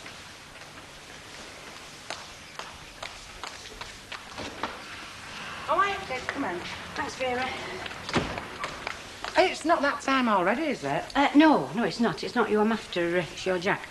Why, but you're welcome to him and all. What'll do for you, Ivy? Well, it's not a matter of what you can do for me, Jack. It's more what you can do for our Brian, you know, like getting that cab of yours shifted. Oh, he sent his duty out and do his dirty work, has he? No, he has not. I've come off my own bat. I just happen to think he's got dirty end at stick, that's all. Brian has? Yes, Brian has. He's got that cab of yours taking up half its space in his garage, hasn't he? I know he has, love. And it's doing no good to any of us sat there. Now, if he give it me this afternoon, by tomorrow dinner time, we'd both be laughing, wouldn't we? Yeah, he's right, you know, Ivy. Oh, but he's not there, is he? How can I get the money if I can't work? Well, you should have thought about that before then, shouldn't you? Before you lumbered yourself with a great big bill you haven't got a cat in hell's chance of paying. Well, come on, Harvey. It wasn't all our Jack's fault. Oh, come off it, Vera. He was on the make as usual, weren't he? Whichever way you look at it. And when it comes to upsetting my son's business... Business? He's my flipping cab. But it's in his garage, isn't it, Jack? And it's taking up valuable space. And he can't get other work in. Work from people that do settle the bills. Why, and whose fault's that, then? Well, go on then, Jack. You tell me. I'm waiting. Well, if he weren't so flaming stubborn... Stubborn? Yeah, stubborn if he'd have trusted me for a couple of days. Yeah, what does he think he's going to do, Harvey? Flee the country? No, he doesn't, Vera, but he does reckon that as soon as he's seen back of that cab, he's more than likely seen back of his 98 quid. And to be honest, I can't say I blame him. Eh? You heard? Yeah, well, that's my best mate for you. Yes, and I'm also Brian's mother, Vera. And my son has worked his fingers to the bone to make a go of that business, and I'm not going to have him working for next to nothing for the likes of him. And in case you hadn't noticed, love, my husband's not working at all. Thanks to that precious son of yours. Oh, come on, knock it off, eh? Don't worry, I'm off. I've said what I come to say. You've got the message, haven't you? Oh, aye. We've got the message, all right. You know a mate's like you who needs enemies. Thanks, Harvey. Thanks a million. Well, go on. Don't let's keep you. You know what door is, don't you? Right. That's the way you flaming want it, Vera. You know, I never thought the next time I'd see you, it would be over a cheese and pickle sarnie in this place. It isn't exactly dinner for two in the Rainbow Room, but that's not what I came for, is it? So why did you come? You know why I came. I've missed you, Billy. Yeah, me too. So, what have you been doing with yourself, then? Making a living. Hostess, bit of bar work. You know me, turn my hand to most things. Yes, I do know that. How did you get on with that bloke that took over the bar when I left? What was his name? Askew? Oh, I didn't stay to find out. It wouldn't have been the same, not after you went. It wasn't easy finding something else either, not at first. Not when they found out I'd been working for you. Yes, I know, I'm sorry about that. But you know, I was fixed. It was a case of leaving with what I could while I could. Yeah, so you said, but it isn't exactly the best way of winning friends and influencing people. I didn't have much choice, did I? So, next stop, the Isle of Man, eh? Yeah. I've got work there till the end of the season. Then what? You tell me. What about going back to Jersey? You were once talking about settling down there. We both were, Billy, until you flew out of my life. Yeah. Where's that on? Studio 2, Mini. Right, you're on. Hey, we'll get snuggled into the back row of them Pullman seats. It'll be like old times again.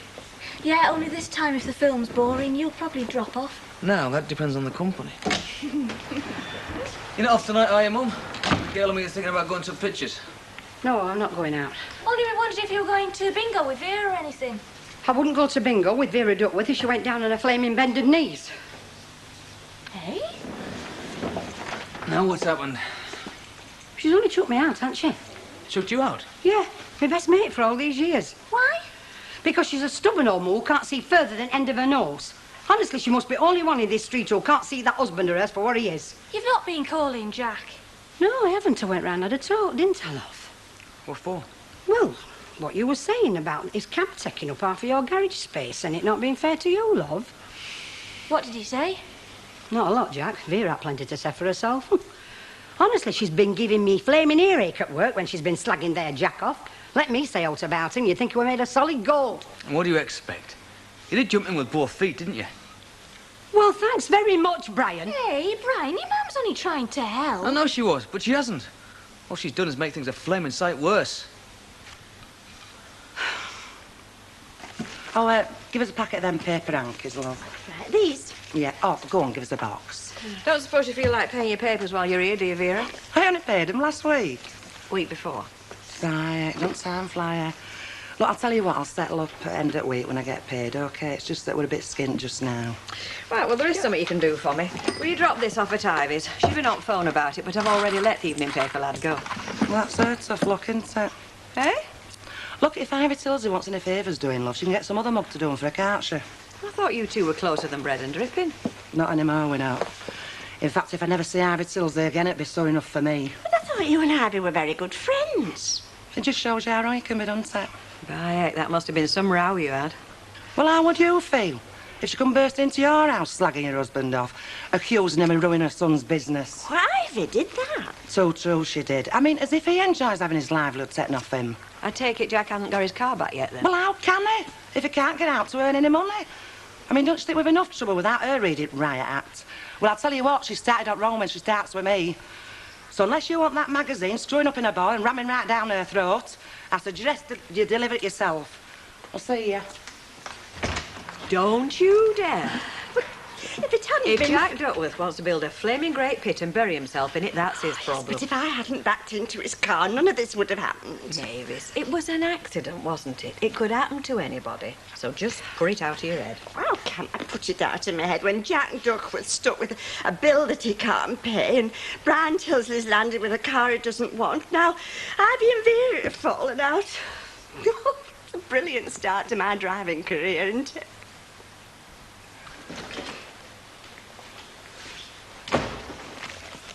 Oh, it's you. Who are you expecting? Your mother. Where's me tea? It's not ready yet. She's not home from work yet. Well, you're not exactly helpless, are you? No, I'm not exactly helpless. And before you start, I'm telling you, I am not exactly a barrel of laughs today either. So my mum been giving you a rough time? Not half as rough as you're going to do if I don't get 98 quid rapid. I'm talking to Dougie today. In the office? Yeah, good to know your mates are, ain't it? I take it wasn't too helpful then. Oh, yeah, it was dead helpful. I'm not back on the road in a couple of days. You're going to take my radio away. He's got a business to run, hasn't he? Which is more than I'll have if he takes that flaming radio. That's me job up the spout. Brian tells him may as well keep the damn car forever for what good it's going to do me. Yes, love, half, is it? No, I think I'll just have a Coke, please, miss. Coke it is. On the wagon then, are you? No, not really. I've got to cut down on something, haven't I? I mean, I can't have it to spend on a girlfriend, me old banger, and drink it away as well, can I? Well, what are you coming in here for? Where else is it to go? Oh, there's the youth club. Too old. Finishes at 16. Anyway, I don't mind it here. Thank you very much. In fact, I quite like it. It's just that you can get through a few quid if you don't watch it. You can that. You know, we've regulars in here that have handed best part of a pool's win over this bar. Over the years, you know. Is that right, Hilda? Ah, just a lady I wanted to see. Me? The very same. I'll have half of best bitter, please, Okay, Betty, and whatever Mrs. Bishop would No, like. I'm fine, really. I'm not asking how you're feeling or how you're looking hard if it comes to that. I'm asking you to join me in a drink. Go on, then. I'll have another grapefruit. Another juice, But I grapefruit? haven't got long. I see you were all right, No, Councillor. I'm all right, mate. You wanted to see me? Yes, I did, and I'm very disappointed, Mrs. Bishop. I don't mind telling you. Disappointed? That you should be casting around for ideas for fundraising events, and the one person you haven't asked is yours truly. Oh, I'm with you now. I think it's to do with something I said at dinner time. Now, See. I know you don't like to feel you're putting on anybody, but I hope that my position was very clear by now. Your position? Anything you want a hand with, you can count me in. Now, what was it you had in mind? Oh, well, there's nothing actually decided yet. We were rather hoping to try and think of something, well, a bit out of the ordinary. Well, we'll have to put our heads together then, won't we, and see what we can come up with. Oh, well, there's no need for you to put yourself to any trouble, really. Trouble, Mrs. Bishop? For you? It'd be my pleasure. What's Billy's bird like then, eh? You tell me. You've seen as much of her as we have. Oh, keeping her under wraps, is he? I don't think they've shifted from that back room since dinner time, you know. Well, he's certainly got an eye for a bird, I'll give him that. She looks like she stepped straight off the front of a calendar. What did you say she did? You name it. She seems to be a girl of many talents, does our Samantha. Yeah, so I've noticed. You'd have to have your head in a bucket not to, wouldn't you? Seeing as she's got most of them in the shop window. Oh. What do you fancy? Italian? Chinese? Indian? Surprise me. I will, after we've eaten. There's nothing you can do that would surprise me, Billy Walker. So I've noticed. Chip, my nails. I've never known anybody spend so much time on their hands as you do. I have to in my business, don't I? It's one of the first things people notice. Not in my case, it wasn't. Quite like old times, this, isn't it? Yeah, I suppose so. Rooftop apartment, sun scorching your eyes out. Well, I tell you, you got to go a long way to beat the old Costa del Weatherfield. How long are you planning on stopping in the Isle of Man, then? Told you, till the end of the season. Then what? Dunno, do I? Why? Well, I'm not planning on stopping here for the rest of my life, you know. And as I remember it, Jersey did have one or two things going for it. Oh, no, come on. You're not thinking of going back. In time, yeah. You're joking. Why should I be? Oh, no, come on. You didn't exactly come out smelling of roses, did you? I'm not talking about next week or even next month, because give it time for the dust to settle, make myself a few quid, pay off my debts. Well, perhaps you could have your pension sent over there as well. Come on. I mean it, Billy. If you're going to wait for the dust to settle on what you left behind, you're going to have a long wait. A very long wait. When it comes to money, those kind of people never forget. We'll see. I don't think you realise just how some of those guys feel about what you did to them. You haven't got away with it, Billy. You never will. You got time to pay, that's all. And believe me, that time's running out. Fast.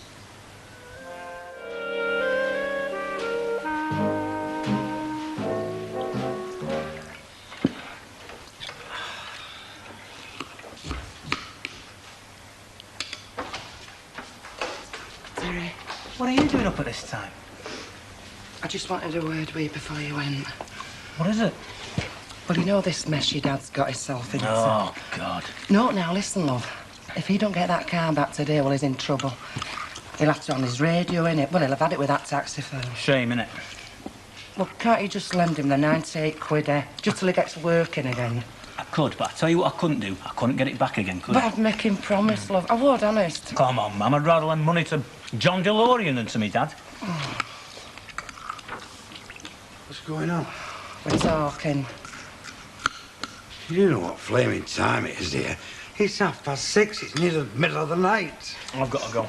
Look, how do you expect me to sleep, Thinking about you losing that taxi and everything. What are you going on about? The car, that's what I'm about. Oh, come on. Not now, V. Let's get some kip, Look, I'll see you. Yeah, see you, kid. Bye, love. Look, I am going back to see if I can get some more kip. Now, if you got any sense, you'll do the same, too. All right?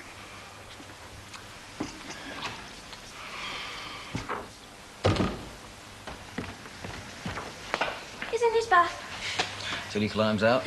Yeah, put him in strange ways, and 5 minutes later you see his little leg coming over the wall. Oh, well, let's hope he's never in there, love. Right then, I'm off.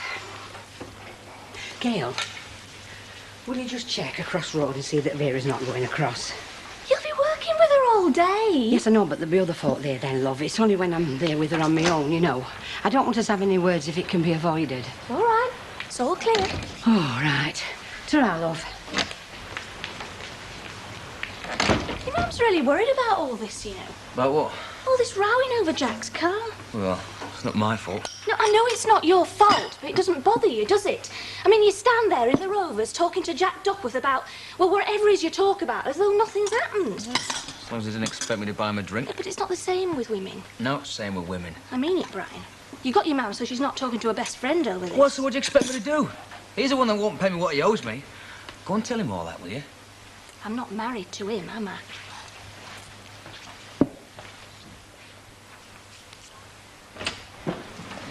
Morning.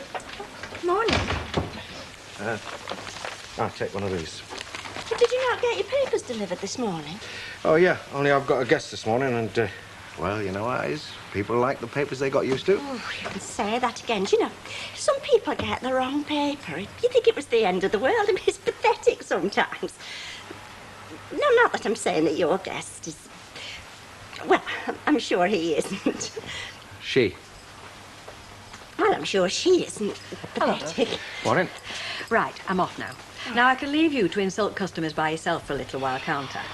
And if he says I have to cut back on my staff, I shall be looking for volunteers. Well, I've often thought I'd fancy early retirement. She thinks it means going to bed at 8 o'clock. See you later. Goodbye. My money not good enough for you? I'm sorry. Oh, 18. Where's she off to then? Rita, she's gone to the accountant's. Because there's been a lot to sort out this year, you know, what with the shop and the yard and everything. Quite a little empire, eh? Oh, she's very capable, is Rita, because in a business like this, I mean, there's a lot more to it than people think. I'll bet. Right, I'll see you. Bye now. Bye. And have you known Billy for long, then? A couple of years. Of course, I'm an old friend of his mother's, you know, so, well, I suppose he looks on me as an auntie as much as anything. Oh, yeah. And how's he been getting on in Jersey? Only, you know, Billy, he never says very much. Not even to his auntie? Yes, well, we haven't had the chance of a really good talk yet. Perhaps you'll have it when I'm gone. Oh, when will that be? This afternoon. Oh. I'm going to the Isle of Man to work in a casino. Oh, fancy. Yes, I believe Billy's always been fond of the odd flutter. Has he? You seem to know so much more about him than I do. Oh, yes, well, I can't stop here all morning. Hello, we were just talking about you. Oh, yeah? Yes, I've just got the snug to do and then I'll be finished. Excuse me. Hi. Yeah. Thanks. I should have warned you about Hilda. She's a great little talker. Yeah, she was really fascinated to hear about how certain people feel about your debts in Jersey. Hey, you didn't tell it. You are joking. Of course I am. Don't think they are, though. Yes, well... I'll see they get paid, don't worry. Of course you will. I mean, the profits this place must make, it'll only take you, what, 30, 35 years? A week? Well, all right, then, 2 weeks. Your trouble is you don't appreciate the potential there is round here. For what? A museum? Contacts. Oh, centre of the business world, is it? Every lunchtime, millions of pounds changing hands in that snug Mrs. What's-her-name's just gone to clean. No, not quite, but there's a damn sight more money out there than you'd think. There has to be. You wait. Well, only till this afternoon. How about a farewell lunch? Yeah, sure. You know, they're very canny folk round here. The more money they got, the less they like to show it. Archbishop Makarios led the Greek people of Cyprus, demanding Enosis, union with Greece. Hey, hey. Now listen, suppose it accepts instalments, so much a week like. What are you doing here? You're supposed to be at work. Well, it's my tea break, isn't it? So I've only got a minute.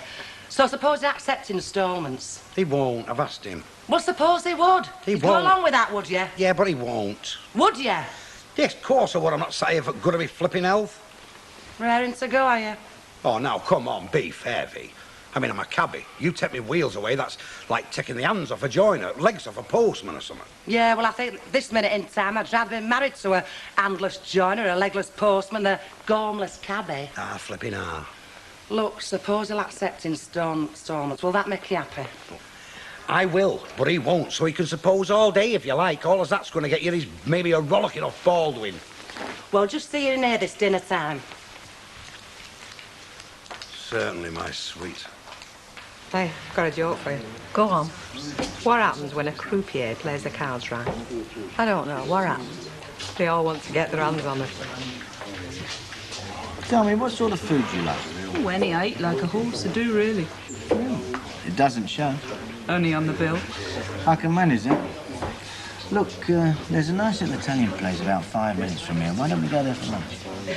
Thanks, but I'm already booked. Oh, sorry to hear that. Couldn't you change your mind? I could, but I don't think I will. Just the girl I'm looking for. Am I? Yeah. Meeting go all right this morning, did it? All right, yeah. Bet. Can I have half a lager and another of whatever it is that Rita's drinking? No, thanks all the same. I'm a bit of a dirty stop out as it is. Got to get back, let Mavis go for a dinner. You still want your half a lager? Yeah. OK, look. Only I've not had a chance to say how sorry I was to hear about Len, you know. Oh, yeah, thanks. There's part of me that's got over it, but part of me that never will. Yeah, I was thinking if I could help you in any way, you know. Oh. No, I mean, I know you've taken charge of things. You're running the shop, renting the yard. You seem to have everything pretty well taped. Hiya, my love. Oh, thanks, Betty. Yep. Oh, when I say help, I was thinking more in the long term, actually, financially. Just making sure that any money you got is well invested. Who's she when she's at home? Oh, Rita Fairclough. Married? Widowed. Do you know, I'm so hungry I don't know if I can wait much longer. Then you don't have to. All right, let's go then, shall we? Yeah. Hi, fellas. I'll get these. You got them yesterday. Oh, it's all right. What do you want? Not arguing. 2 pints of shandy, please, Beth. OK. So what it amounts to, you want me to get involved in some scheme you've got going in Jersey? I'm saying it's an opportunity. And any money you got put by should be working for you instead of just lying around in a building society. To tell the truth, I'm in two minds about this. Well, think it over. Take your time. I can't decide whether you've got the cheek of the devil or you do mean well, but it just sounds as if you've got the cheek of the devil. Either way, I'm not right interested. Thanks all the same. Love. Bet, have you seen Samantha? Yes, Billy, I have, as a matter of fact. Oh. Where is she then? She was sat at that table over there. Yeah.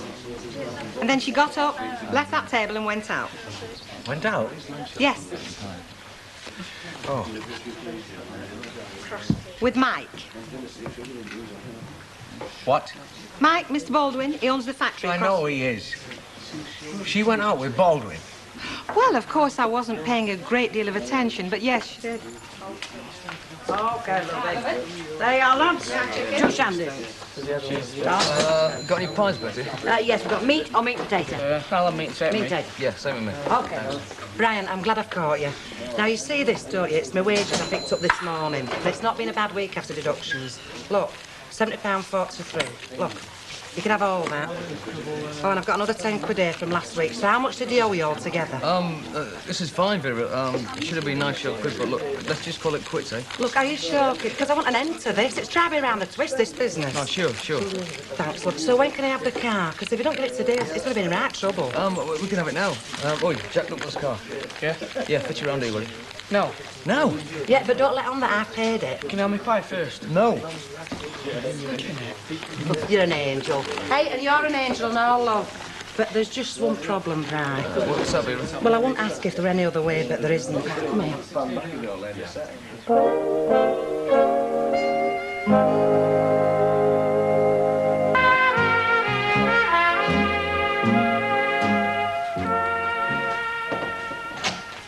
Hello? Oh. It's only me. So I see. Look, there's no need to take that tone. It's all over and done with your Brian's being paid. So I thought I'd come and tell you, and then there's no cause for you to carry on being snooty. Me being snooty, Vera? I'd just like to remind you it was who started all this. I hate them kippers you're having. Hey? Yeah. Can I pinch a bit of your bread and butter? Help yourself, Vera. I'll tell you what, I'll put some jam on it, kid. Do you know I've had no dinner? I've had a brass farthing either to pay for any.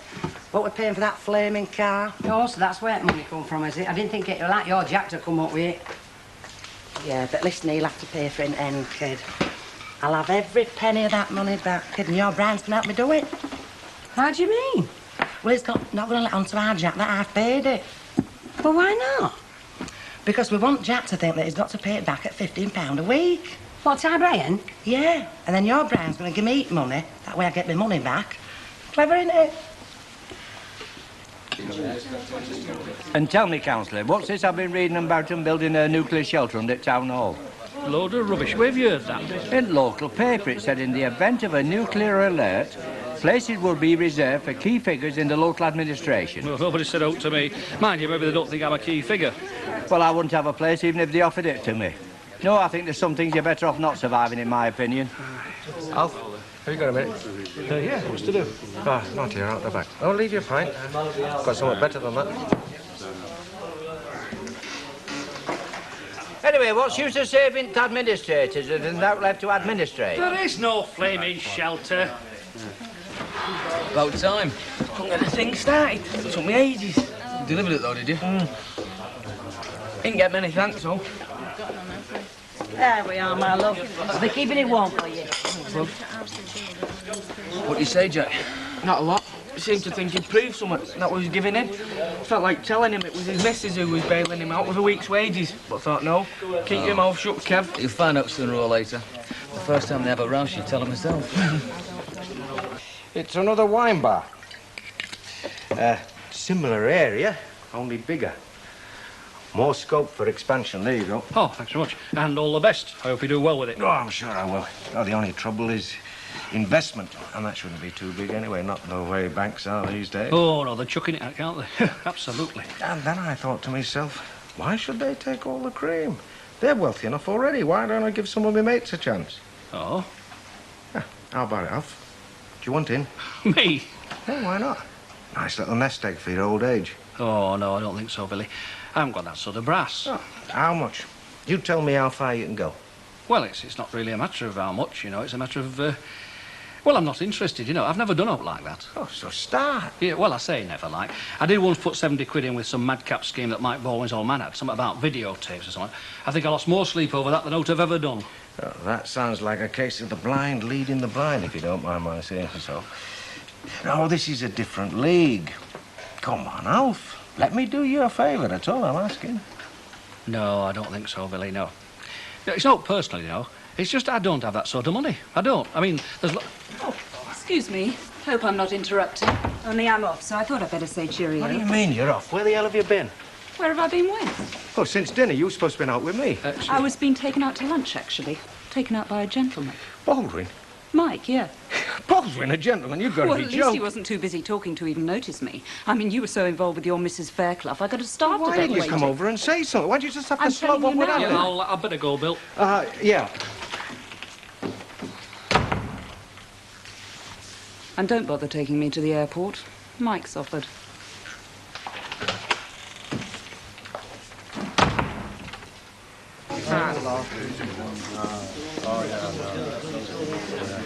Where did you say that fallout shelter was?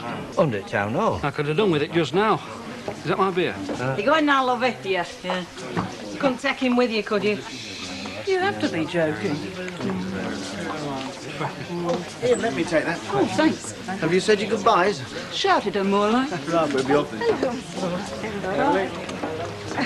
Oh, Billy. I wondered if I might ask you a favour. Well, I say me, it's actually the committee I'm on. Only we're trying to raise funds for the hospital, and I wondered if you might let us use the Rovers in some way. Yeah? Well, it is for charity. Is it? Well, this is a pub. We sell beer. If you want charity, I suggest you get it at home, because that's where it starts, isn't it? If I could just offer one little word of advice, Emily. I don't think your timing were all that it might have been. You remembered Mrs. Hargreaves is on holiday? I've remembered she's in hospital. Not in Mallorca? Weatherfield General. Now then, for either of you two ladies, we're looking forward to my company this evening. If the Rovers return, you're going to be disappointed. Ah. Because I shall be back on the road, out where the action is. Genial Jack Duckworth, king of the cabbies, which is why I want one of them, 20 cigs, 2 packets of chewing gum. I take it you've got your car back. Or have you borrowed somebody's rickshaw? Oh, I've got it back, yeah. Glad to see that young Tilsley saw sense at last. It's £1.58. When he's only a boy, isn't he? Still wet behind the ears. Oh, well, I'm very glad you got it sorted out. Hey, and I don't hold any grudges, neither. I mean, all right, I know I lost a week's work, ear bent by the missus, black marked by the company, but I want you to know that I don't hold it against you, Mavis. All right? Well, thank you. Right. Must go. Duty calls. What did you let him get away with that claptrap for? The only reason his car was off the road was he tried to diddle you into paying for more than you should have done. Yes, but I mean, I damaged it in the first place. You know, I think it was quite nice of him to say what he did. What did you have for your dinner today, love? Not a lot. No, me neither. Hey, I'll tell you what, I'll slip down to the shop and get her something frozen, beef burgers, something like that, eh? Yeah, OK. Well, only one thing, you know, one thing or another. Well, I'm a bit short at the moment, you know. Do you think you could lend us a few quid? You know, just till I sort myself out, like. Didn't you get paid this week? Well, sort of. But you know me, easy come, easy go. It's funny that, isn't it? What, love? My dad gets his car back. Then on the same day, the day that you get paid, you haven't enough money left to buy something for our tea. Look, don't be mad at me, Terry, love. I'm not mad at you. Look, I know me and your dad, we must seem like two out of crazy gang at times. But look, love, we're still together, aren't we? And that's what counts in the end, isn't it? Look. Here's 20 quid. Oh, ta, love. All right. Do you know, I don't know what I'd do without you. I'll tell you what, forget about the beef burgers. We'll have something proper. Scampi, something like that.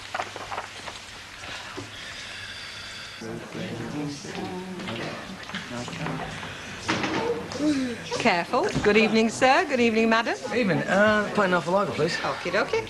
And thanks for sorting things out with Jack. It ain't half pleased you, Mum. It wasn't me, it was Vera. Well, remind me to thank Vera then. Don't you ever wish we still lived in our own house? What makes you say that? Well, for one thing, we're going to come out like this to get a chance to talk. When we do, it's Mum we talk about. She's been very careful not to get in the way, Brian. Nobody could have tried harder than your Mum. I know, but... Just a quid, darlings. Thanks. Look, forget I said that way. Sit down for a full day. Oh, Mrs. Ogden, I was just going to treat myself to another. Will you join me? Oh, that's very kind of you. Have a light out, thank you very much. I'll have half in there and a light bottle for this young lady. Oh, you got away with you have. I'll bet you was a right ladies' man in your day, no mistake. I still am given half a chance. The only trouble is you're all either sporting for or married round here, aren't you? Oh, well, not all. I mean, I am, of course, but, well, there's Betty. Very pleasant lady. And she has a pension with her husband having been a policeman. That'll be 70p, please. Oh, thank you. 68 I made it. Half and a bottle of light acid, 68. Thank you very much. And then there's Emily Bishop. Now, I've sometimes thought she might have taken a shine to you if you set your stall out right. Mind you, she has had a disappointment. She's a lady's Mrs. Bishop, a real lady. Oh, well, she can afford to be. Very comfortably off, you know. Oh, if folk knew the money Emily Bishop had, there'd be a queue of fellas standing outside her front door. Cheers. Betty, What's Hilda babbling on about? What? Oh, something about Emily having more money than people know about. Oh, she mean the compensation she got. Well, there's something to it, then. Oh, yes. I mean, you know, Ernest, Emily's first daughter, you knew he was shot, didn't you? Yeah. Well, I mean, she got compensation for that. I believe it was a few thousand. And she went out and blew it, did she? Emily? I bet she's never touched a penny. And what concern it is of Hilda Ogden's, I've no idea. I mean, some folks, you know, they're never happy unless they've got their mouths open.